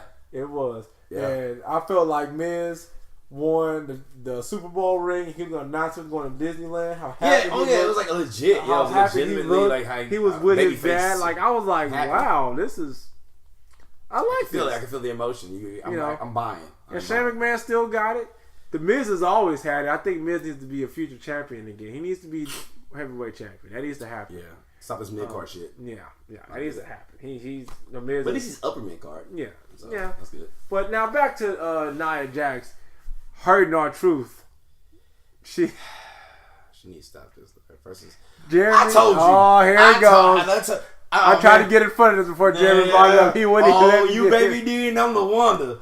For next Friday, I done told you. And I'm shorter than you. That's so funny. It's so funny. I'm not older, but I'm shorter. Like I done told you. How many times I tell you, man? Send it back to developmental. Yeah, she is just like the Tasmanian devil, man. Our truth to the thing, boom. And she messed up the damn LEDs. Bam! Hey, the screen, come on, now you messed up the screen. R-Truth, he hurt. And we are. But the screen, Nia, the screen, come on. Yeah, they had to. Bro, he hurt. They hold him back. He was so pissed. He was mad. I mean, you gotta be. It's all about safe. When me and Jeremy, we did this Booker T fantasy wrestling thing, and they were talking about the safety of the people. That's what it's about. You gotta. Yes. We know wrestling is choreographed, but it's real, guys. You can't get hurt. I'm gonna say like the wrestlers, it's a work. Yeah, but like it ain't ballet. Yeah, you get it all the time. It's not ballet. It's not ballet. You get hurt. I think I got suplexed by. I don't know if it was. I think it was Booker T. When we did that training thing. He did it. Yeah, I don't know. That big country white boy did it to me, man. He did a scoop slam, and I was trying to do it. Booker T like, no, come on, let me show you how to do it. And I went in the air so quick and down on the ground. I was like, And you know what? That wasn't even the part that hurt. It was the drills that hurt. Yeah. Because, I mean, that happened one time. We were running back and forth. Hit that mat. Hit that mat. Yeah. And that mat is not... it's not soft. It's not soft at all. It hurts. It hurts bad. Yeah, so, it's not soft. You got to be careful. It's all about protecting the person you're working with. Yeah. And she just... Reckless abandon, man. Just... Let go of my person! Yeah. It's like she's hurting everybody, man. Alexa Bliss. We talked about this on the last podcast about how she just normally the people. We talked about it briefly. I was talking about how she's kind of like bigger than most people know. Yeah. And I was like, R-Truth and her, man, they may. That's a man who's designed to deal with this kind of stuff. Who? I don't know. No. I'm just saying, like, what I'm saying is, as an athlete for this sport. Yeah. And actually, they said the training is more rigorous than football, believe it or not. Which I was like, how? But that's a different story. Yeah. And more muscle mass than a woman. Yeah. That's what I'm trying to say. Yeah. You're not gonna be sexist, but come on, anatomy is anatomy. Let's be honest. And she's actually causing a man to get 2 injuries. I think one on his ankle, one on his head, and you're going, come on, now that's you. That's not him. There was no wrestling moves. It was just pummeling. It was it was a brawl. So it was like, so this is you now. It's all you. Yeah. You gotta go so, or at least find her every time she started hurting people because like she's a liability. They had to give R-Truth a title match. He won the United States. They had to do something to appease him because he was furious. He was mad. Apparently, so now if you go on her Twitter, she actually they're cool. That same night, I saw a picture. I heard about that. Yeah, they were cool. But my thing was like, even I had a conversation with my mom, and I'm not about, like I said, I'm not about domestic violence, but I am about defending oneself. Or because like I was like, Mama, I'm not mad at R-Truth for wanting to whoop her ass. I said, I kind of with him on that. And I said, and she goes, why is that? I said, because she has a history of hurting other women the same way. Multiple women. It's not like, three women. Remember, she hurt 3 people in 1 month. It was like 1 per week, almost. Yeah. And I was like, Mama, but she was known for that. And, she's like, well, was it business or personal on why he want to, get back at her? And I go, what are you talking about? I said, you wouldn't say that if that was a man doing that to another man. I said, what are you talking about? I said, that's stupid to me. And I give the history of wrestling. I said, no, that happened with men. Like, some men actually, like, in the words, and this is what Randy Orton said, in the words of his own father, Bob Orton, he said, there's such things accidentally on purpose. People will hurt you. Oops, it's an accident on purpose. And so with that, it's like, yo, you're doing that on purpose. So if I ain't gonna lie, if I was in R-Truth's shoes, I'd be wanting to whoop her ass too. Cause like, dude, you've been doing this too long, and they're letting you do this. I'm like, nah, fuck that, man. Put them up. Yeah, you 300. What'd she say? 305 ounce Samoan.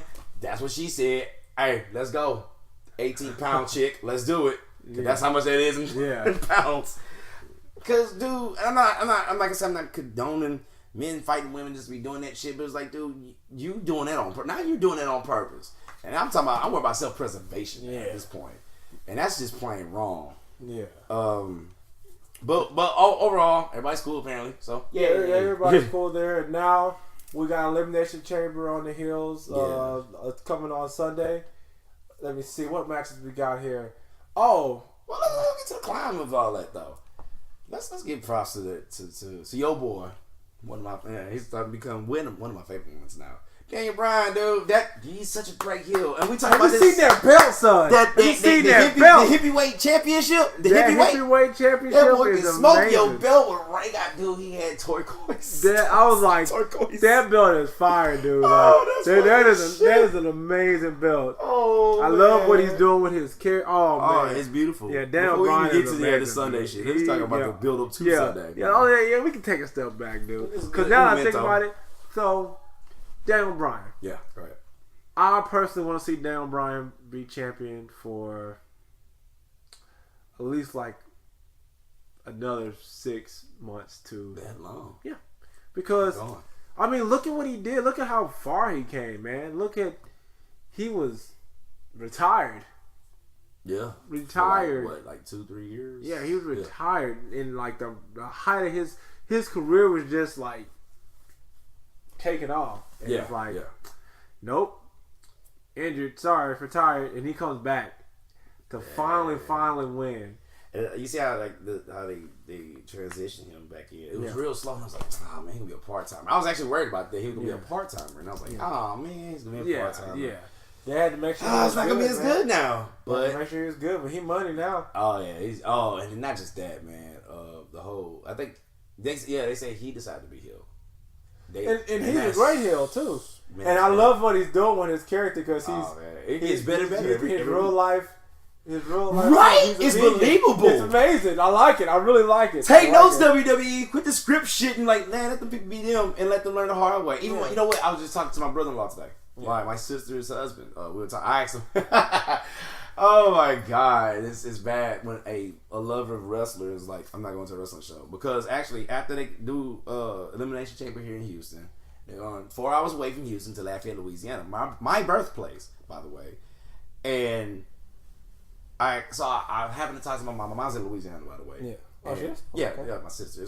I'll tell you that. Off screen. All right. I mean, off screen, offline, and I asked him about my brother-in-law because he loves wrestling. That's in one of his wedding photos. Me and him doing the photo for the Four Horsemen. He asked me to do that, so I was like, all right, shit. Since you asked, it's your picture, let's do it. Getting back to the point. So I asked him. I said, hey, brother-in-law, man, how you doing? Like, I'm all right. I said, hey, so you going to Raw Monday? He said, man, I ain't going to that. I go, now this is a man who bought 3 replica championships from WWE, by the way. Yeah. Intercontinental, like 2 heavyweights. And he's like, no. I'm going, why? He said, that shit is trash now. I'm going, word? And I was like, yeah, you're right. That shit is garbage and all that stuff. When I look at wrestling, like, or at least Raw. Yeah. I look at it, there's certain people on certain shows that I watch for. Yeah. And unfortunately, one of my favorite people on Raw is going to be leaving soon, Dean Ambrose. He'll be gone. And it sucks because he just came back and he's been in beast mode. Just really now. Yeah, Dean Ambrose has been pretty amazing. Yeah, but part of the reason why he's leaving is that he doesn't like what's been done with his character. And I quote, I don't like hokey shit. Yeah. Those are his words. Yes. What they're doing is character. And it's crazy because he's good. When they put him in those hokey situations, he kills it. Yeah. But he doesn't like it. And what's killer? And I can understand that. It's like, you go to work, like, I know I can do this job right here, but you want me to do this. Like, why would you have me do this? Yeah, I'm supposed to be doing this. I'm supposed to be an athlete. Yeah. I hurt another individual. Hey, did you see this Monday? Yes. I don't know what date that is. God dog it. I gotta look. Excuse me, ladies and gentlemen. Yeah, that's what has me so hyped. The 11th of February 2019. That slayed the beast. Well, he had more stuff to say. Yeah. Well, supposed to. Yeah. And he was like, well, fuck it, I'm out anyway. He was like, fuck it, I'm out. What you gonna do? You gonna fire me? Yeah, he went rogue. And I get it. I actually liked it. Yeah, I liked it too. I liked that that's all he said. Some people that didn't. was better. Some people didn't. That was better. Even Jim Cornette was like, yeah, I see. He said, isn't he going on? I was like, yeah. He actually watched an episode of Raw. Yeah. And there's yesterday's podcast, the Jim Cornette Experience. He was like, he critiqued the fuck out of it. And like, he has this shit on demand. I'm like, you should have got Hulu Pimp. Fast forward. Because all he wanted to watch is the revival. Yeah. Yeah. Oh, and they won the Bills final. Yay! Oh my God, I can't believe it. I'm happy for them. And it was a great match. Holy shit. It was phenomenally delicious. Dude. What? It's messed up. When they won, I was so happy. I was happy. But then you know what? Happiness dropped down for me. What? Why? Why? Because, dude, WWE, they think they're slick, dude. What you think? What you think? So, we know about AEW. We know AEW is on the rise. We know AEW is coming. And there's been rumors that they're trying to lock down some talent. Everybody is, actually. Everybody, not just WWE. They're trying to lock down talent, saying, hey, don't leave. Sign this 2 or 3 year contract. Shit, I heard they're doing 5 for some. Yeah. So they want people to do that. So now it's like, so now you're going to recognize that I'm great. Now you see what I'm doing. Yeah. And I heard that they're going to try to re-sign Dean Ambrose one last time. It's going to be a pretty solid That dude contract. was going to get, from what it sounded like, at least $1 million. Or probably over Dean Ambrose is probably one of the better things. Let me see who I really cut for on Raw. I like Seth Rollins, Finn Balor. Hell yeah, and they fucking shitting on Finn most times. Oh, that makes I don't understand that. Man too. He gonna mess with that. Hey, don't let Finn leave. Oh no, don't let Finn's contract. What you want to say is don't let Finn's contract. Just go. And be like, hey, Finn wants to sign? No, I do not want to sign. AEW gonna get all the Infinity Stones of the Bullet Club. Bro, keep playing. Keep fucking around, WWE. But, keep fucking around, Jack. Drew McIntyre's a beast too. He's the next Braun Strowman. It's like, we'll elevate you. Nah. We'll elevate you. Nah. But now what the fuck's going on with him? Drew McIntyre he's good. He's done this and he's just kind of right here right now. Yeah, he's kind of stagnated. Because he needs to be champion too. They said it the first time he was coming around. Vince himself said that shit. Okay, well, I mean, he was young then. It don't matter. Yeah, he was good then too. Oh no, don't get me wrong. He was good. He was good. But they just put him in a nasty band. They put him in a nasty band with him. Hey, you notice everybody in the band got super swole except for Heath Ledger? You talking about Wendy's? Yeah. Wendy's woke up because she's a woman. No, everybody got super swole. I'm assuming his gender. But yeah, man. I'm pretty excited about Elimination Chamber. Yeah. There's one thing that really grinds my gears. What's that, Peter Griffin? It's kind of a Raw SmackDown problem, and it's Becky Lynch. She's not the problem. It's what they're doing with her match. Cause I see it. What they're gonna do. It's been predicted. I know, but it's been predicted. I don't want that. Nobody wants that shit. I mean, okay. Nobody wants that shit, man. I want to see them fight. Them who? I wouldn't mind seeing these names. I want to see Charlotte. Okay. I want to see Ronda. I want to see Becky. I want to see them fight. Okay. Triple threat. You want to see the triple threat? You actually want to see the triple threat? I want to see the triple threat on what's the pay-per-view after WrestleMania? Backlash. I want to see it then. Okay. Why is that? I want WrestleMania to be singles. I want to see Ronda versus Becky. That's what I want. I do too. That's what I want. But I since last year. And honestly, I do want to see Charlotte versus Ronda again because that match was brilliant. It was good. Both of these women are great athletes. Brilliant, but I don't want to see a triple threat. Me neither. If Ronda, what I feel like is going to happen, is Becky is going to submit Charlotte, and Ronda's going to lose, and I don't like when dominant champions. I really don't even like when a champion loses that way. Well, they're trying to keep her safe. Basically, they're protecting her. But she didn't lose. Charlotte lose. But you lost. It's okay for people. It's okay for you to lose. It's fine. It's okay. You're gonna be great. But I didn't lose. You can always come back with it though. Full circle. Like say me and you go at it with somebody else. Yeah, I mean, okay. Chad, you're undefeated, but I never won it from you. I wanted something that you own for somebody else. I stole it in a sense. It's like, okay. You can use that storyline. It's like, okay. It's also good material. Okay, I guess. I guess, but I don't want to see that. I want to see. I know. I don't. When I saw that when Charlotte walked out, I said, "Oh my God, here we go again." But here's another thing. You know they forgot somebody. Who's that? I want you to think about it. Who they forget? Too much air. Too much silence. Radio silence. Yeah, who they forget? Fucking Asuka. But she ain't nobody to fight for this pay-per-view. Think about it. Who they had left out of all of the divas? Women wrestlers.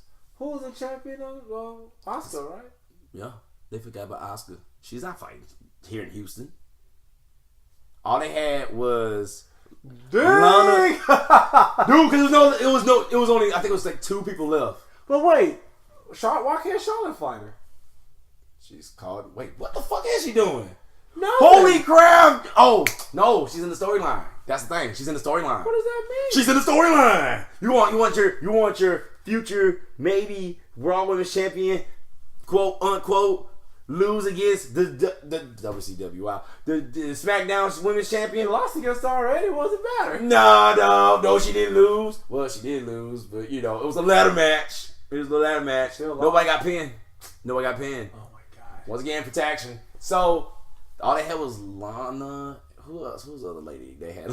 What was the pay-per-view? Oh shit! Here's the two ladies they had left for Asuka to fight. And do you really want to watch that on the pay-per-view? It was Lana and freaking Zelina Vega. Is that pay-per-view worthy? And then not just that, they didn't even hype nothing up. Matter of fact, actually, wanted let's see, the last two SmackDowns, she wasn't even on TV for 2 weeks. Dang. So do you really want to watch? All the women are stacked. They're booked. One's in the story. Well, no, 3 of them in the story. Damn. All of them in the Elimination Chamber. So they ain't even got that many women. That is. Though we got a lot of women, but they don't have that many women for the main rosters. All right. So another match I want to see apparently, because apparently I'm not going to see Asuka. You didn't even know. You didn't even know. No. Holy crap! I didn't even think about it. Yeah. I didn't even think about it. Yeah. That's crazy. Yes. Let me see. Oh, the guy. Oh no, the women's tag team. Match is gonna be dope. The rest. I saw the women. Except Lana and freaking Zelina. It's gonna be pretty dope. I like it. I like how they say first women's tag team. Like, no, you'd be like the 5th one, because like back in the 80s, that was a WWE Elf female tag teams, and I think it was like only 4. It was only 4. Yeah, I didn't know that. Yeah. I guess I wanted Becky and Sasha to win. I feel like they've been pushing them as a tag team forever. They scrapped the whole feud, so it was like, might as well. So, isn't Sasha hurt right now? Yeah, but she's cleared. Oh, okay. It was like a shoulder injury, some crazy shit. She kind of fast. That's why for 2 weeks she was pretty like better than that, getting their work in. Exactly. So I wouldn't mind seeing those two win. The guys' chamber, Bryan, of course, needs to win. Let him have it. Now, or at least have him do the whole him and Kofi again at the end of it. Normally I kind of like to see a mix-up before WrestleMania. I like to see a mix-up of, okay, maybe this guy's going to win, but nah. Let Bryan come in and win. Left, who's he going to think he's going to fight? You think he's going to fight AJ Styles again? In WrestleMania? Nah, they might, but I don't want that. And because it's like... Now... The last time we seen it was mediocre. You're gonna fuck up the best money making thing in the world you have, and they probably will do it good. But it's like, that's gonna be a piss break for most people. And you don't want the piss on those. Not piss on them, but like piss on their time. You know who I do want to see for WrestleMania? Samoa Joe. Samoa Joe is like promo king. He could do that for a Fastlane at least. Oh no, yeah. For WrestleMania. Yeah, that's a good idea. He's been in beast mode. That promo when he told Jeff Hardy, he said, shut. He said, man, hey, you keep quiet. He said, treat this like AA. Keep quiet while sharing with the group. I said, what? Oh, shit. What? And then, like a true thug. Yeah, that was thuggish. Yeah. That was thuggish. He goes, and AJ! How's our girl Wendy doing? AJ, it's funny because you kind of look at it, Randy Orton was laughing, dude. He wasn't laughing. Really? I gotta check that out again. He just kind of like, damn, this boy, he kicking our ass verbally, but this is funny on that part right there. Yeah, man. Oh, boy. He came in there. Fuck fire. That boy was puking magma. Yeah, magma out here, dude. Just sitting there burning people, man. I said, yo, he's the king. He's the king. Crown this man. He's the king. Crown him. He's the king of shit talking. Promos, I know. Promos. Yeah. Let's see.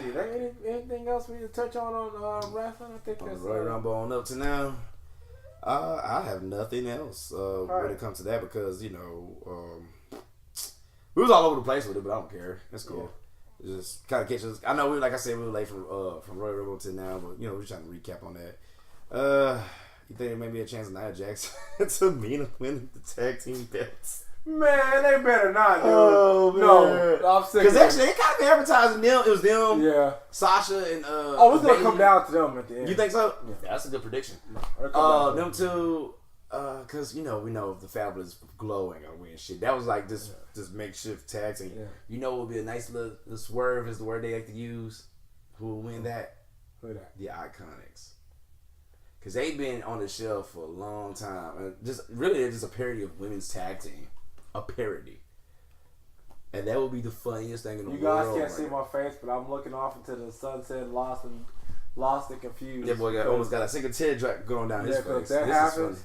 Oh my That'd God. be the funniest. I'd be mad, but I'd be laughing at the same time. Like, wow. I'd be laughing because, like, wow, Jerry predicted that, and I was just throwing something at the wall. I mean, but if you think about it, I mean, they're a tag team. Like, that's all. Yeah, the original tag team. That's all they've been. I mean, they started out doing their own thing in NXT, and I'm actually watching them from there. Yeah.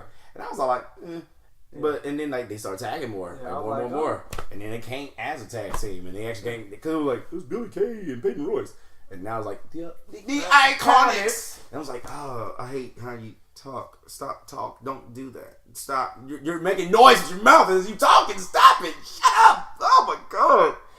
The Iconics. Oh god, I hate. Great heels because it pisses me off when they open their mouth.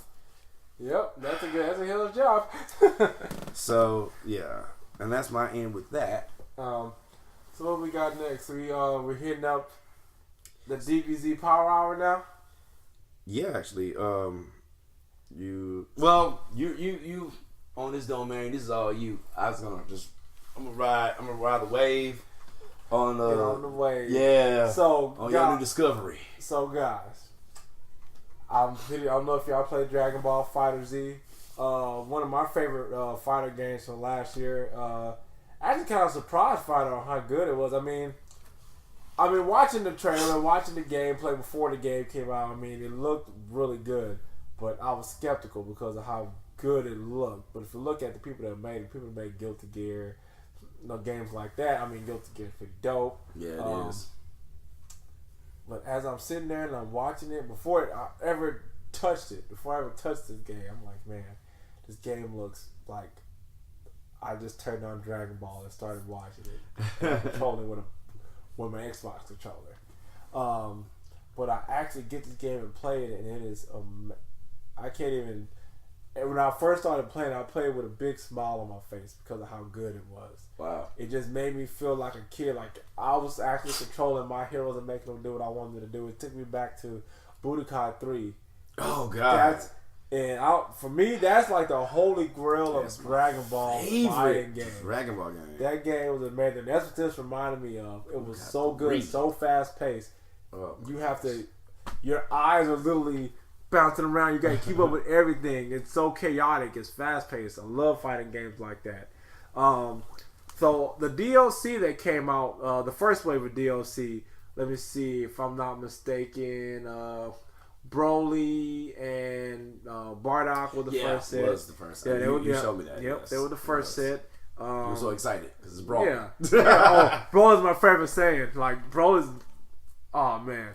And we're going to jump into that Dragon Ball movie next because that movie. Yeah, we got to. We got to talk about that movie. Let's see. What else, guys. Who else did they have on there? What was the next? Oh, it was. Zamazu and. Vegito, wasn't it? Yeah. Yeah. Zamazu and Vegito. What was that Gogeta? No, it was Vegito. The Patari. So Vegito. Yeah. Yeah. They were pretty good. Yeah. I didn't really like Vegito at first, but when I started learning to play with him combos, yeah. Fusion-Haa, I'm not too much of a fan of him. He's not that good to me. He like on cartoon, so I mean, shit, that worked out. Full circle, bro. Yeah. Oh man, but we're not gonna sit here and act like Goku, Black, and Zamasu weren't the most successful villains in Dragon Ball, though. They successful, but they suck at fighting. Like you might knock it down, but you don't get your ass kicked forever. One of them sucks at fighting. The other one just like you might knock it down. But that's gonna be a flip your ass for each day you don't die. I remember in the anime when he's fighting Goku and they made Goku mad and Goku's punching him. Then he just hits him with that back fist. He just oh yeah, Bruce Lee's I'm ass. like, oh, the disrespect, dude. Go sit down. Yeah, take a knee. Drink some water. Yeah. Salt packet. And then you had Android, the MVP of the Tournament of Power, Android 17 and Frieza's big brother Cooler. There was that on. Okay. Yeah, that rounded out the first wave of DBZ, but then the second round came, and Eddie's not here. Eddie, where are you? Because we talk about this all the time. I said, if they don't put Jiren as a first person for DLC in this game, I'm going to snap my game in half. Because he should have been in the first wave. I left out another set of people in the first wave. What's that? This is what really made me upset. Base form Goku and base form Vegeta. Now look, I love Goku and Vegeta as much as anybody. We had this conversation, I think, the first episode. I don't need 3 types of Goku and 3 types of Vegetas to play with. Let them all transform. Kind of like from Frieza to Golden Frieza. Yeah, exactly. Well, there we go. Yep, let's let that happen. But for some reason, they didn't add that in. Whatever. But, I mean, you play with them, they're kind of fun to play with. Yeah. Hitting KOK on people, hitting that combo that broke Akuma's back is still an amazing thing to do. And playing with Vegeta is pretty fun, but I'm like, man, where is Jiren? Where is Kefla? Where are these people at? Yeah. And then I go watch this, I watched the Dragon Ball movie, and I'm like, I'll even take this Broly. Just over some of the people in here. I'll take 2 Brolys. I'm good. I'm like, let's let that bitch, man, don't put, come on, man. Yeah. So when they announced their first wave of DLC for the second one, it was Jiren. I was so happy. I'm like, oh my God. Yeah. I'm like, Jiren, I'm posting on all my social medias while I'm watching the video. Yeah. Cause I'm at work and where my desk is at, and sometimes it's bad signal. So like the video paused. Yeah. And I'm typing, then the video plays, and then I look over, the video's going and going. It's Videl. I'm like, Videl? Videl. Man, I still remember her getting pummeled to death in that tournament when she's fighting swole dude that her dad fought many moons ago. Yeah, this dude just pummeling. I'm like, I want to play with Videl. She sucks. But, I mean, I guess, you know, whatever. Like, how you sound? I guess, I mean, whatever. Yeah. But I never heard you talk like this before. but it's like, I was, man. I really was. But when it was last Friday, the DLC comes out. I'm just like a kid. I wake up at 6:30. Get in front of that Xbox Indian style. Word. He said, download my stuff. The first person I play with, of course, is Jiren. Of course, it's Jiren. Jiren is God among men in that game. He is really, really good. Typical looking alien god. Yep. Jiren is good, and I'm playing, and I tag out. I do like my super little combo, boom, boom, tag in with Videl. I'm like, oh God. Yeah. Y'all, Videl is actually pretty amazing. Like, Videl's super good. She's no projectile, of course, but she's assisted. But she's assisted by the great Saiyan Man, and he had that. I guess. Yeah. So, when I'm watching the video, I'm like, oh, him. But when you're playing, I'm like, man, this actually works pretty well. And there's actually a super move that if you do it, it's kind of a counter move. Oh wow! And you do it, and Gohan blocks you. Then he hits his great Sandman dance moves on you. Then he dabs in the name of justice. And with a do-rag. Yeah. But yeah, Gohan, Videl's pretty good, man. That's cool. But to hear Videl's good, actually. Yeah. Holy shit. But guys, there's some more DLC coming. There's more? There's more. I thought I was They announced at the end of the trailer, they're gonna have Gogeta. Oh yeah. He did show me. They're gonna have Gogeta. Yes. They're gonna have Dragon Ball Super Broly. Oh my God! You hear him? It's like a big ass, broad ass kid. Man, I can't wait for this. I really can't. Like I said, Broly is my favorite Saiyan. I love Broly. That's cool. That's cool. They didn't show any gameplay or nothing like that. That's good. I don't want to see it right now. Guessing. So I want to see how it's gonna differ. Yeah. But that's pretty much my take on that on Dragon Ball, man. If you haven't picked that game up, go get it. It's a really good fighter. you're gonna love. If you love fighters, it's fast paced. It's beautiful. You're probably gonna hear this for the next couple episodes because I noticed we said it like we talked about it episode 1. Yeah. We probably talk a little bit. No, we just talk about Dragon Ball episode 2. Yeah. No, we did talk about the fighters. God damn it.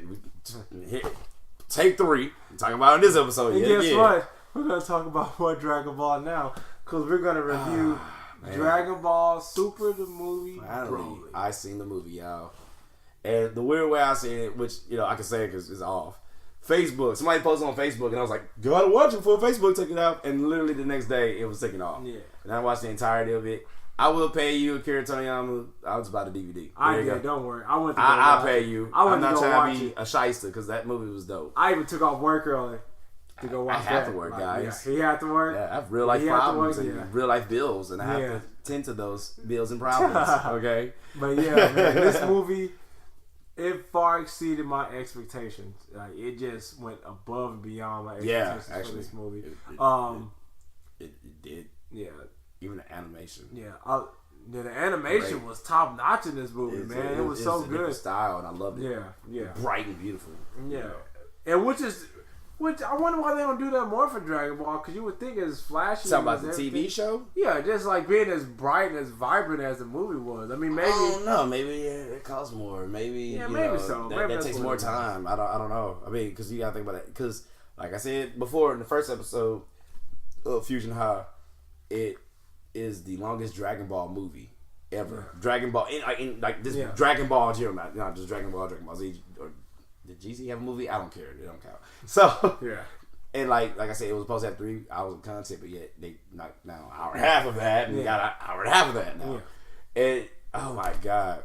But I will start with this. So basically, our hero of Earth is Superman. You know that, right? And obviously, Superman knows his father this time around from this movie. I want to say that first off, because Goku looked at Bardock before he left, and he left Planet Krypton before it blew up. I'm sorry, Planet Vegeta before it blew up. Hey, he put some respect on. I'm sorry, Goku. Oh no! I'm just being real about this shit. Oh, the movie's still top notch. I don't give a shit. The movie's great, but I'm like, oh man, now they did it again. First Thundercats, now Goku. Yeah, man. Except the kryptonite part, because even like fucking Lionel had Thunderium or some shit like that, which is like kryptonite for him. Yeah, that's the only thing that's different. You got this super powerful guy who came from a freaking different planet that was gonna blow up because somebody predicted the future or some shit, or the doom of his planet.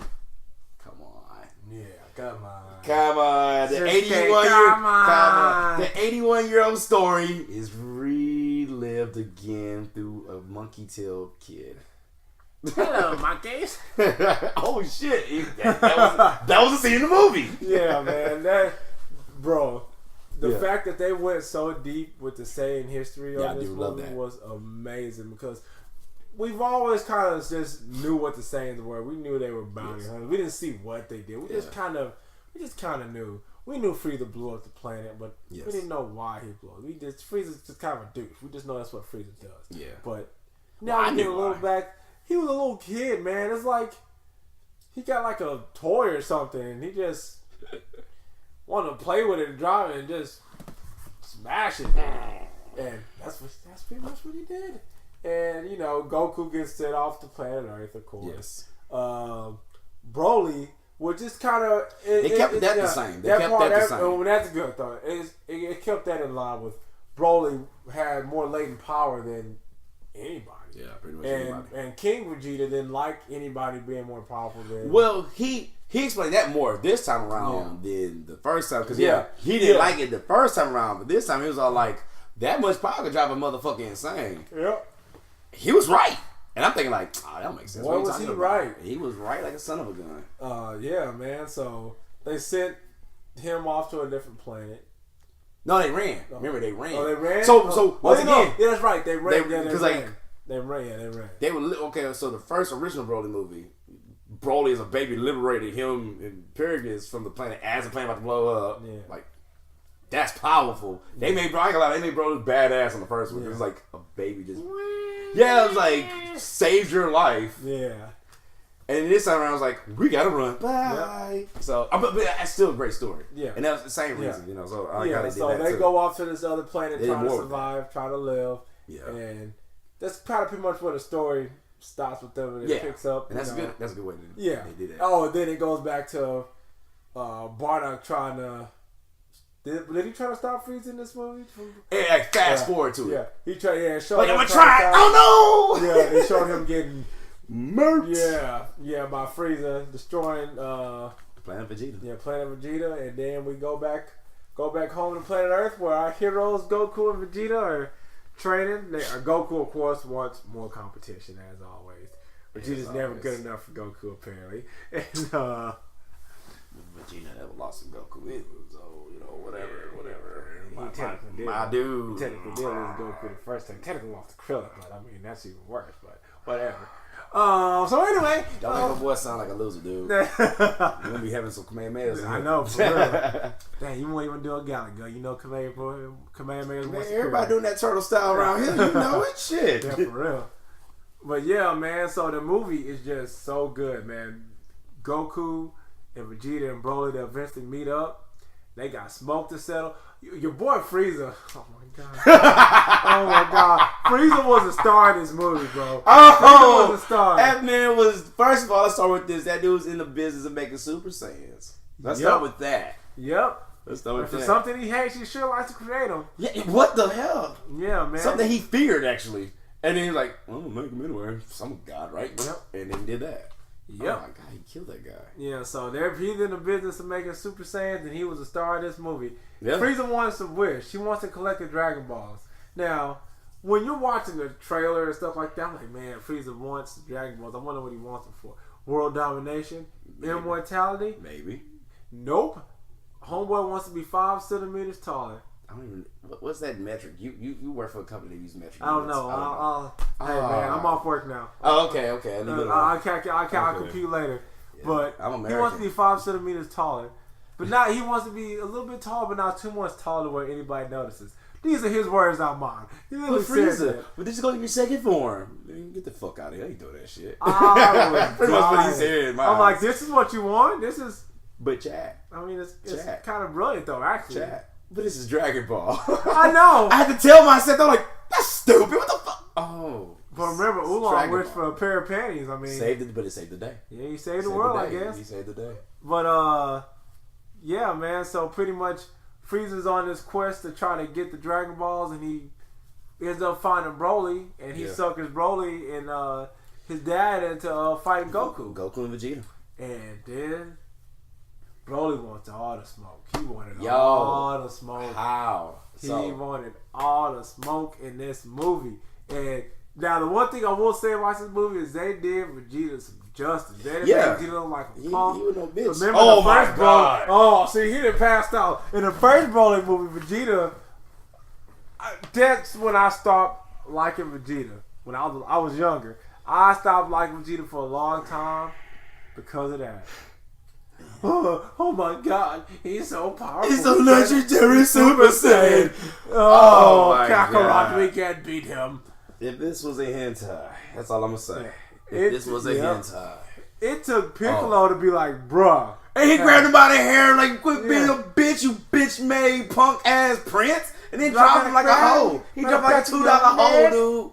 I was like, my dude, come on. Grow up. Man up. Yeah, grab your tessies. Make sure you got them. Man. Grab your unit. Broly Make sure you got those. that. Got that bad boy. And man the fuck up. And get that ass whooping like the rest of them. Because, they were getting that ass. No, he definitely got it. He got that. Get he got clothesline to a mountain, dude. That was Trunks. I keep saying that. That was Princess Trunks. Princess Trunks. You see what I just did to your friend there? Imagine me powder your mama to the mattress. That from the parody Dragon Ball. I don't even know what the original movie sounds like anymore. Like that's what it sounds like. It made it that much better though. That's what it sounds like to me now. Hell, Princess Trunks. We can't be laughing on this podcast. Oh my god. Okay, we're back. We're here. So anyway, the magic starts, man. Vegeta is fighting Frieza. Fighting Frieza. He wants to fight Frieza, but he's fighting Broly. And him and Broly, they're going back and forth, man. But Broly was been on this planet for so long, all he knows is to fight. That's all he knows. Yes. But he hasn't really had any true competition yet. And his dad, of course, put a shock collar on him, though. Shock collar. On him, man. And so they're fighting. Boom, boom, boom, boom. Galley gun, reverse Kamehameha. Hit him with that. And, man, Broly just caught on to the tricks, man. And for the first time in this movie, we get to see Vegeta go Super Saiyan God. Yeah. That never was explained. But, most likely training with Whis. That's cool. They explained that. So he's just sitting there, they're fighting, and Broly just starts to become too much for Vegeta. And But my question about that, and like somebody asked this on the internet. We gotta make those funny little videos about Dragon Ball. We tell them stories, about each character he does. I like it. But that's a good ass question. I ain't not questioning. It's like, what is the point to find this new power level of God? God, come on, God. What the fuck? And then it's like beyond that. So like, how do you go beyond God? But we're mortals. We're human mortals. I don't create universes. Stanley and Kiri Toriyama does that. Yeah. They get paid the big bucks for that. But the question is, what is the point of having a new power level at that level? And here comes a new challenger in their base form could contend with that shit. Wow. What? Yeah, but he's... So you're not shit. Or apparently being a god ain't apparently shit. Not to Broly, because Broly came in high. And he was in his base form hanging in the regular god form. Not Super Saiyan. Wait, hey, how this called? Super Saiyan God, Super Saiyan, or Super Saiyan Blue for short. God, stop making these long ass names. Yeah. Anyway, I call it Little Kim. Okay. The blue hair. Yeah. Anyway, yeah, man. That's my question about that, but like, it's Broly, so yeah, that's why you get a pass. Broly was the man, and Broly was doing his thing, and then he started fighting Goku, and Goku. I like that little technique he did. He like froze him in place with like his god power, I guess, or it was just like some cool Chinese, like, Japanese trick. Like Goku, what was that in tournament, boy? You could have knocked Jiren off a long time ago. Bow! Like, they could have flipped him off. Yep. But he be like that from hit. That's what he got. Oh, word. Yeah, right. That's a good one. I like that one. But yeah, man. So they're fighting, they're doing their thing, and then it just, man, they had to team up to handle Broly. Because now I got a question for you. Go ahead. Who do you think is more powerful, Broly or Jiren? Damn. Broly or Jiren? Broly or Jiren? It's tough, huh? I would. Damn, they wrote off Ultra Instinct. They didn't write it off. They wrote it off. That's forgetting it. You just wrote that off. That's right there. Well, Goku's an idiot. He just probably said it. He said that to make Vegeta feel good. I hope that's the case. Super Saiyan 3 now. Because remember how so I ain't gotta say that. Okay. Oh man. Damn. That's a hard question. I would say. Take two Super Saiyans. I'm gonna say Jiren. Cause that takes two Super Saiyan gods to kill one Broly. But like it took Ultra Instinct to take down Jiren. I'm gonna say I think Broly is stronger. Why? Because I look at it like this: in a tournament of power, when Goku and Vegeta were fighting Jiren got overwhelmed. We had to call for help. No, but technically no, because both of them needed help. So okay, you had Frieza and Goku fight Jiren, right? And like, Frieza wasn't even in his gold form. No. I ain't talking about that part. I'm talking about, remember when Goku is fighting Jiren? Mm-hmm. Jiren just destroyed Vegeta, of course. Vegeta's sitting there. He used the warrior sleep move on Vegeta. Yeah. Goku's fighting him. Then this is when Vegeta unlocks his new form, the Super Saiyan metallic blue form that he has. Yeah. When they started fighting Jiren like that, Jiren couldn't keep up. Let me rephrase it. I can't. I gotta watch that again. Not that he couldn't keep up, because I mean he's freaking Jiren. He needed help because you could tell there was gonna be a problem, so he had Toppo come help him on the next episode. Okay, but at the same time, look at Broly. Like you had to go beyond a god to even like for one person to keep up with Jiren. Meanwhile, they just Super Saiyan God. Well, they Super Saiyan Blue fuse. So you got two Super Saiyan Blues. You know, of course, magnified probably like about 100 or whatever the fuck. Yeah. But you had to go beyond a god to fight Jiren. That's why I said that. To make it, for 1-on-1. Yeah, you're right. He had to call time, but you have 2 against 1, so that's already one thing. So now it's 2 against 2. Man, and they still had 2 against 1. That mess didn't matter. But Goku had to go beyond God for a one-on-one battle. The only reason that they were able to beat Broly is because they fused. That's what I'm saying. They wouldn't beat Broly if they didn't fuse. You fused, but like also, like I said, you had to go beyond God to just even like hurt Jiren. You had to go beyond God, which is Ultra Instinct. You know, that's how I look at that. That's a good way to look at that. I mean, I could be wrong. Yeah, you got a good debate on that one too. Yeah, man. like I just like they were. Jiren was like, okay, hold on, wait a minute, because Jiren, you gotta think, Jiren didn't acknowledge anybody in that tournament.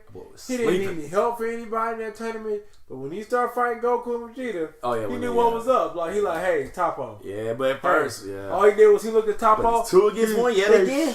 But it was 2 against 1. Topo took Vegeta off, and then he was fighting Goku, and then Goku couldn't handle that. Yeah, and like I said, it still took 2 against 1. That's already a disadvantage. These technically with Broly is 2 people in one body. Yeah, I get that, and that is magnifying the power, but like, still, you go beyond a god to even phase fucking Jiren. And that's my only reason I say that. Okay, but yeah, man. So getting back to the movie, that fight scene between Broly, Goku, and Vegeta was amazing. And when he fuses into Gogeta while he's learning the fusion dance, Frieza got their work for a whole hour. Either hour and a half, dude. Man, Broly beat the mess out of Vegeta. I mean, out of Frieza. That was so funny. Frieza was just getting whooped the whole time. Oh man! And then that chest bump of doom from Broly to Frieza. That boy, bam! I said, God damn it, he did it again. Frieza, sit down. Frieza, help him, coach, help him. He tough. I guess Frieza tried to tag Whis in because apparently Broly started going after Whis. So I'm like, hey, Broly, sit down, bro. You don't want them problems. You strong. You the man. But you don't want them Whis problems. That's God. And Whis didn't even care. That's young like, God key, son. You're like, huh? Oh, you cute. You cute, Charles. You cute. You see how I'm dodging that, man? I hit like a man. You hitting, man, you get out of here. Yeah. Get what? I'm dancing on you, son. Yep. So what you want? So of course that fusion took Gogeta, and then that fight was beautiful. They broke reality. I was about to say that. Yeah, they broke reality. That was a thing of beauty on its own. Yeah. Oh my God. And that's what he got. That's what he became. But here's the thing: he wasn't even a legendary Super Saiyan. That he was just Super Saiyan when they did that. So think about that power. So it could be right. You could be right about Broly being stronger than Jiren because it took 3 guys technically to break reality, and he was just Super Saiyan. Yeah. He ain't turned to legendary Super Saiyan until he was in that shit. Yeah, and I'm like, whoa, what the fuck? Yeah, so epic. So you might be right. You might have to beat me on this debate on that one because I'm like, Jiren didn't break reality, but Jiren pretty badass though. You know, this is true. So guys, if y'all haven't seen that movie, go check that mess out. Yeah, man. Ain't no spoilers, not man. It's too late. Come on. Yeah, and I'm gonna say this real quick. So we can jump on to our next and last topic. I'm hoping you kind of touched on it before that Akira Toriyama had 3 hours planned for this movie. So I'm hoping whatever version of Dragon Ball Super comes back, whatever it is, I'm hoping that they put this in there. Yeah, and anything that was left out, they use that content, man, because to expand on the same race, man, that's gonna be great. That's gonna be good because I've always been interested in, but never knew. Yeah, too much about it. I never really put it out there. That's why I like. It's a YouTube. It's like strictly on YouTube. This guy, I don't know if he's Dominican or something like that, but he Dragon Ball Absalon. I told you. It's like shabby. I mean, the artwork is shabby or whatever, but it's one man doing it. So you gotta think about it. So it's taking longer now. I was just watching some of that the other day. It takes he makes an episode a year. Yeah, but it's one person doing it, so it ain't a bunch of a sweatshop full of Koreans. No offense to the Koreans, I'm just saying, but they draw like a lot of our cartoons that we enjoy, and it's damn dude, because it's about the Saiyans. The dialogue is good, but then when he does it, he like everywhere with it too, and it's like, come on, like the first I think 3 episodes was like on point, 3 to 5 episodes was on point. Then it's kind of like okay, he here, then he here, like I don't understand what you're trying to do now. Yeah, because not just that, I'm gonna forget because it's been freaking literally 365 days since you did the last episode, so I'm like, of course I got to recap and all that, and I'm like, I don't feel like wasting 15 minutes on that. Yeah. So it is what it is. But yeah, I'm with you. I hope since the originator of Saiyans, I hope they do more with the explanation or more in depth with the Saiyan race. I would love to see that. Yeah, same here. So man, now we're gonna hit to our next topic, which has been pretty near and dear to me and Jeremy because it's two of our favorite games. Yeah. But one game of mine, actually both of my favorite games because your game is a game that I loved growing up as a kid playing. Yeah. Which I foolishly didn't recognize it was that game until like the week it came out. I can't believe you didn't realize. I kept saying. I said Resident Evil 2 Remake. Resident Evil 2 Remake. Resident Evil 2 Remake. Yeah, I thought it was something else. I thought it was like Resident Evil 2 Revelation. I don't know why. What? I know. Got me sounding a little white. No. Resident Evil 2 Remake. But that game and Kingdom Hearts 3 waited my whole life, man, to play that game, man. I had to face my fears to play that game. Get it? Face my fears. Kingdom Hearts 3 song? No? Anybody? Only Chad.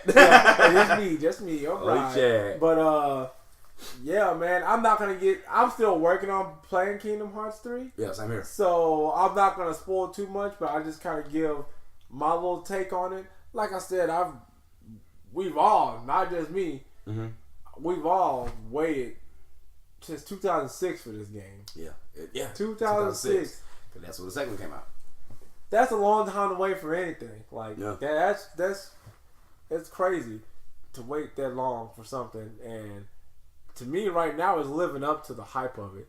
Yeah, the gameplay is pretty fun. I've been kind of reading some reviews. People are saying that they didn't like it. Certain things weren't there. But they're saying the game was good, but they said that they didn't like it. I dig it. I like how every encounter, something fun and different always happens. Like I do. Like your Keyblade being able to switch into different modes. Yeah. Or you being able to summon different things. Yeah. Like the Wreck-It Ralph summon is amazing. Like that thing is lifelike. Adorable. And I like Wreck-It Ralph. And I like what they did with the magic system too. Like if you use it a couple different, like 3 times, 4 times, then your thunder turns into Thundiaga or whatever. Thungara, whatever. Fire. Yeah. I like that. That's cool to me. Yeah. Like that's pretty cool. The story is a Kingdom Hearts story. And by it being a Kingdom Hearts story, it's gonna be about feelings, your friendship, stuff like that. The love in your heart, stuff like that. If you haven't played all the other Kingdom Hearts games, Kingdom Hearts 1, 2, Chain of Memories. Well, you didn't really play Chain of Memories. Just rehash of 1. And it's a card game. It's kind of dumb. But don't play no card games. Yeah, man. This ain't all the other Kingdom Hearts games. I recommend you play it because you might be a little bit lost on the story. Yeah. And if you just say, "Hey, bro, I ain't about to do all that," go watch the YouTube video of the story of Kingdom Hearts. It'll kind of help catch you up, so you can really enjoy the game. Because the Kingdom Hearts story is. I felt like the story with Kingdom Hearts as a whole, like I felt like they didn't realize how good Kingdom Hearts was gonna be and how popular it was gonna be, and they made the story, and then it's kind of like, oh snaps, we gotta keep going. But we said this was gonna happen. We said that was gonna happen. Yeah, it's crazy how they expanded more on that. Yeah, and I'm not talking about Beyond 2. Yeah, because I didn't even know. I didn't get to all this because I don't like side games. That's just me. But then kind of find out, like you said before, actually on the other podcast, he was like, "Yeah, it expands off of that," and I'm going, "Oh fuck, I didn't play the side games." And it's more, and it's more than a side. Man, dude, it's like what? So much more. It's so and they show it in the intro video. If you don't press start or whatever, they show all that stuff. I'm going, "Oh man, I gotta play that." Yeah. And so I didn't play it. Now I do have one complaint about Kingdom Hearts 3. What's that? It's way too many cinematic moments every fucking time. It's like, dude, I just want to play a game. I want video games in my video game, not a freaking movie. That's true. I like when video games. Okay, well, one thing I don't like about certain video games, or I don't know, it's not really a complaint. It's just like, oh man, I wish they would do this. Like, there's never a time when I go talk to a person in the story, and there's no audio. It's just read it. Yeah, it's like this game. Pick up a book. Has audio. With everything. There's a cutscene for. But it's a cutscene. Like, either if you do talk to them, they talk to you, and that's cool. If I press like triangle, triangle is action, but you press triangle. Okay, hey Chad, getting those bitches, huh? You know, or, how you talking to me again, huh? Breaking the fourth wall. Stop pressing triangle. You know, that'd be stuff like that. Yeah, that's definitely. But dude, it's like everywhere you go is a scene. Oh my god, it's a scene. It's a scene. It was like because the game is fun, and that's why I'm mad. Because it's like this is a good game. The action, this, that, and the third, blah blah blah. Great, and then it's like I played the Monster Inc. one. Go protect Boo, and oh man, stop! Let me just kick these guys' asses. You give me this awesome ability, and it's like take that away from you for like 2 minutes, okay? Okay, you can have it back now. It's like, oh come on, dude! Like doing these awesome things. Man. Yeah, man, it's cool. But all in all, I'm really digging this game. Oh yeah, at the end of the day, I think it's living up to what I wanted to live up to because there's so much stuff to do. Yeah, like the Disney ride battle things are pretty cool. Yeah, that was crazy. Yeah, that's crazy. Like anytime I can get on Teacup and wreck some stuff, I'm down for the cause. They're advertising their theme park in a video game. Yeah, it's amazing. Find that out. And then one thing I thought was pretty cool if you play the game and. I'm not gonna spoil too much, but you just go to the Toy Story level. We all know what Toy Story is in there. So not too much of a spoiler. Did you beat it? I'm almost done. Oh yeah, that was like the second stage. I'm like almost done. That was the second one I picked, like automatically. Hell yeah. It's like a preview. It's like a preview for a video game or an anime. Yo, I thought that game looked fire, bro. I hope they turn it into a video game. I think it is what they were doing. I was getting kind of mad. I'm like. No, man, I was like, that's genius. You advertise a game in a video game. Which I forgot what Capcom does it. Done that. Capcom does that. Matter of fact, if you played Resident Evil 3, and this is back in 1999, there was advertising Dino Crisis at the movie theater scene right there, and it says Dino Crisis. That's funny. That's crazy. But they did it a whole Disney / Square Enix / Disney did it a whole different level because if that's gonna be a game. I believed it. Sign me up. I believed that it. game. I said, oh my god, this is a fucking video game. They advertise a game in the game. I'm going, y'all doing some WWE shit. And time to wrestle while you watch wrestling. But yeah, man. Well, I don't want to toss too much out there because I know we're still working on beating it. A lot of people kind of are. Yeah, I'm one of those guys too. But yeah, I'm gonna toss this over to my Resident Evil correspondent, my Resident Evil insider. Yeah. Jeremy Brown. Good evening, ladies and gentlemen. Good morning, boys and girls. Good morning, ladies. Now I'm playing. How you doing? So yes. It's 2019, so it's like now 21 years since Resident Evil 2 came out. And you know, my personal favorite Resident Evil game is Resident Evil 3. I'm not gonna hold y'all too long with this. But they came with the remake of 2. Now I said it. Because I'm guilty of it. I said, look, Resident Evil 2 remake ain't gonna be good enough. Because they're gonna want Resident Evil 3 remake. As I'm playing my first playthrough of Resident Evil 2, I said to myself, I want to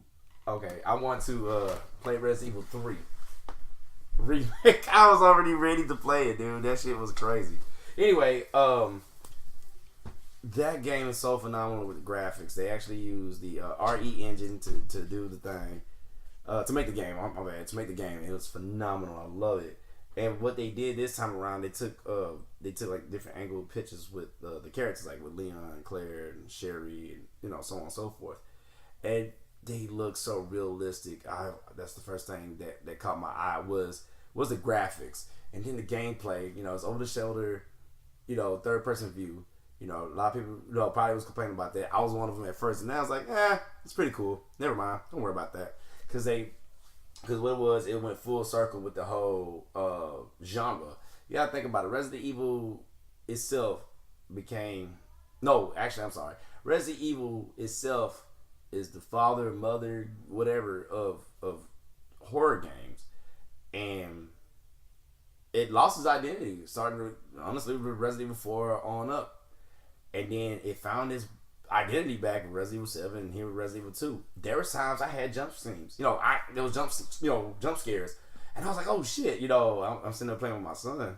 He's watching me play. And he jumped. And he's like, what? And I was sitting there laughing. I'm like, cause I can't believe I'm a grown ass man playing this video game, getting scared. Or got scared, I should say. It was parts in there that got scary. They already showed him with Mr. X, the Tyrant. he's actually following you. And like, oh, I just go through this door and then boom, you know, I ain't got to deal with this guy ever again. No, here I am pimping. You can't just like kill him. No, that doesn't work. Nope. That one, the trench coat is just too strong, man. It's too strong. You can shoot his face. You can stun him for like literally a minute, and he'll get back up looking for you. That's crazy. That's expensive. And then like the modes on there. So you have like what the heck was it called? Like the easy mode. I forget the name. You got standard mode, which is like normal, and then you got hardcore. My black ass tried to do hardcore. Yeah, my black ass tried to do hardcore, and got embarrassed. And I asked my son, I said, "You think I should do it? Stand, test the waters?" Cause I ain't no shit. I was like, "Man, it's Resident Evil 2. I've done this so many times on PS3." Cause I got I got one of the original PS3s. Yeah. And you convert back, and I got embarrassed. So they have a time. If you press the option button, I still say pause. It actually stops the time that you're on. On the top right of the screen, you can see the time you're on there, right? And the only time the time pauses is when cutscenes happen and when you pause. Because Resident Evil 1 through Code Veronica, probably some other ones, you can scour the internet for this shit. They actually have people that play this game for speed runs. And also, the developers, we're not spoiling nothing when I say this. They actually, so really your rankings is actually dependent on the time. Yeah. Not by your saving, not by the herbs you take or the damage that you take. It's really by your time. Yeah. And so the best time I've ever did, and it's standard, I'm not hardcore yet, was like, I think 2 hours and 43 minutes or 40 something minutes. That's fast as fuck, yeah. And really, so for hardcore, the best time to get an S+ ranking, to get like better guns and shit like that, is I think 2.5 hours. Fuck, that's you got me on your shit. Yeah. So the best way, and the best way to kind of get those times, man, watch them. We get on our kids about it. We were just talking about this earlier today. Watch somebody do it. I watched I forget his name. Carcinogen something. If I'm saying it right, I don't know. Got a cat symbol on his YouTube page. He has a Twitch too. This guy will give I like his commentary. He'll play the game. He'll put it out there, and then he'll do another video with him commentary, and he tells you why he does what he does. At the beginning, when you see zombies on the game, I don't even shoot one. Out of the 3 zombies you meet, not one bullet be wasted on those first 3 zombies. Dang. I'll run around them. Dang, that's how good motherfuckers critique this shit. Dang, that's some in-depth stuff, bro. And this Friday, I'm about to say December, February 15th. So now this game been out for 3 weeks. Just last week alone on Thursday. Now, at that time, the game been out 2 weeks, right? Yeah. They already, for the PC, made a mod to put it in first-person view. Huh? Oh, so it's kind of like Resident Evil 7 now. Yeah. In that way. But think about this. This is the amazing part about it. See how you went, the game only been out 2 weeks at the time. Who the fuck took this game and go, I'm going to mod it for first-person view? We're really getting your shit. That's fast. I'm amazed by the speed of this shit. Yeah. Which, I mean, I think you said it yourself, because like you said, Resident Evil 7, so we already got the schematics and stuff like that for 7. Yeah. So that's probably what they did, coding and shit. Coding wise. It's a little bit easier since they're already kind of done already. So that's insane. So I love it. And the shit. What's the shit I like the most about it, man? So really, it's not really a remake. First of all, let's start with that. It's not a remake. It's a reimagination. It's imaged differently. Like the puzzles. What do you mean? Well, the puzzles are not the same. I mean, there's parts that they're similar. Saving areas that they're not the same. Dude, like I said, with freaking what the hell's his name? With Mr. X, you don't just run around him and you can exit the room and you'll never see him again to the next scene. No, this motherfucker follows you and it makes you it fucked with me. I was like, oh shit, I'm scared to go. You just hear, and you can hear it fade away, and I'm sitting there looking, and I'm looking for real, I'm like, okay, it's going that way. Like, bro, I'm gonna hear that door open.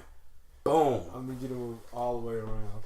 Man, dude, the zombies look real, and they harder, dude. They bullet spongy, man. Even on the freaking easy mode, dude. Even on the easy mode, or was it amateur or assist mode, whatever the fuck it's called. Dude, you can shoot a zombie 10 times in the head and he'll still get up.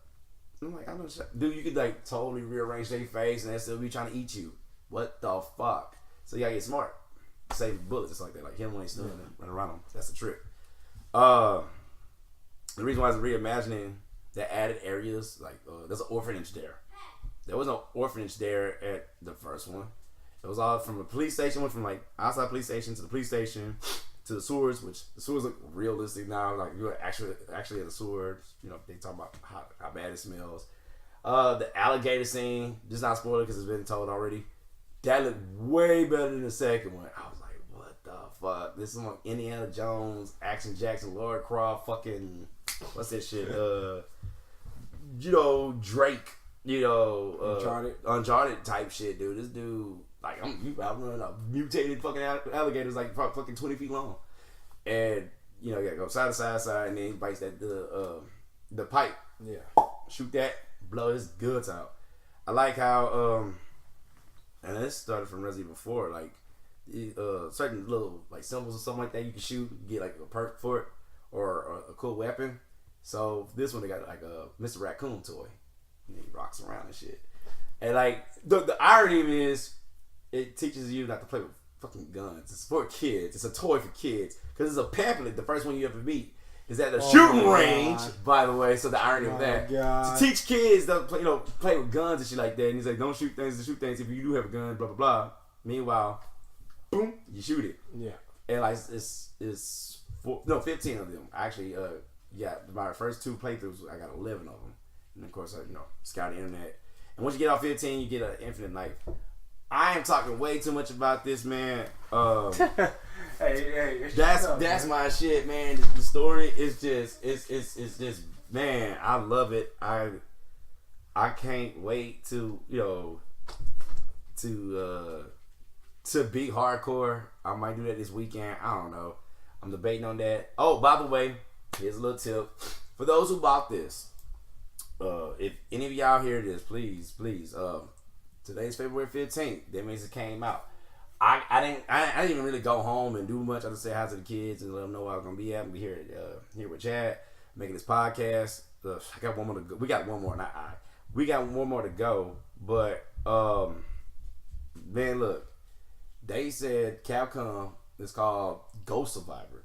Capcom's coming out with free DLC today. February 15th, 2019. I'm about to go home and download that bad boy before I take my butt to Sleep Town and try to play it. You get to play with Kendo, the mayor's daughter, and some guy from like Hunk's team. And you're gonna have like special zombies or enemies or whatever like that. And it's free.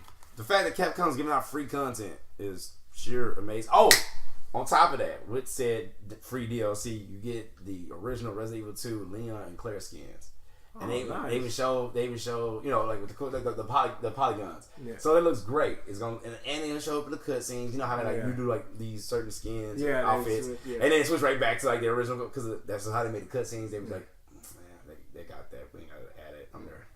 I'm like, that's cool. Yeah. So kids, boys and girls, men and women, ladies and gentlemen, whatever, look for that if you got the game.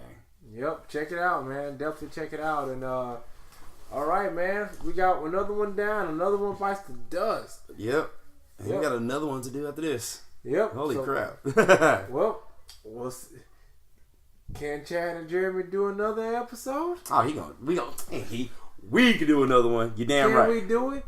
Find out next week on Fusion-Haa.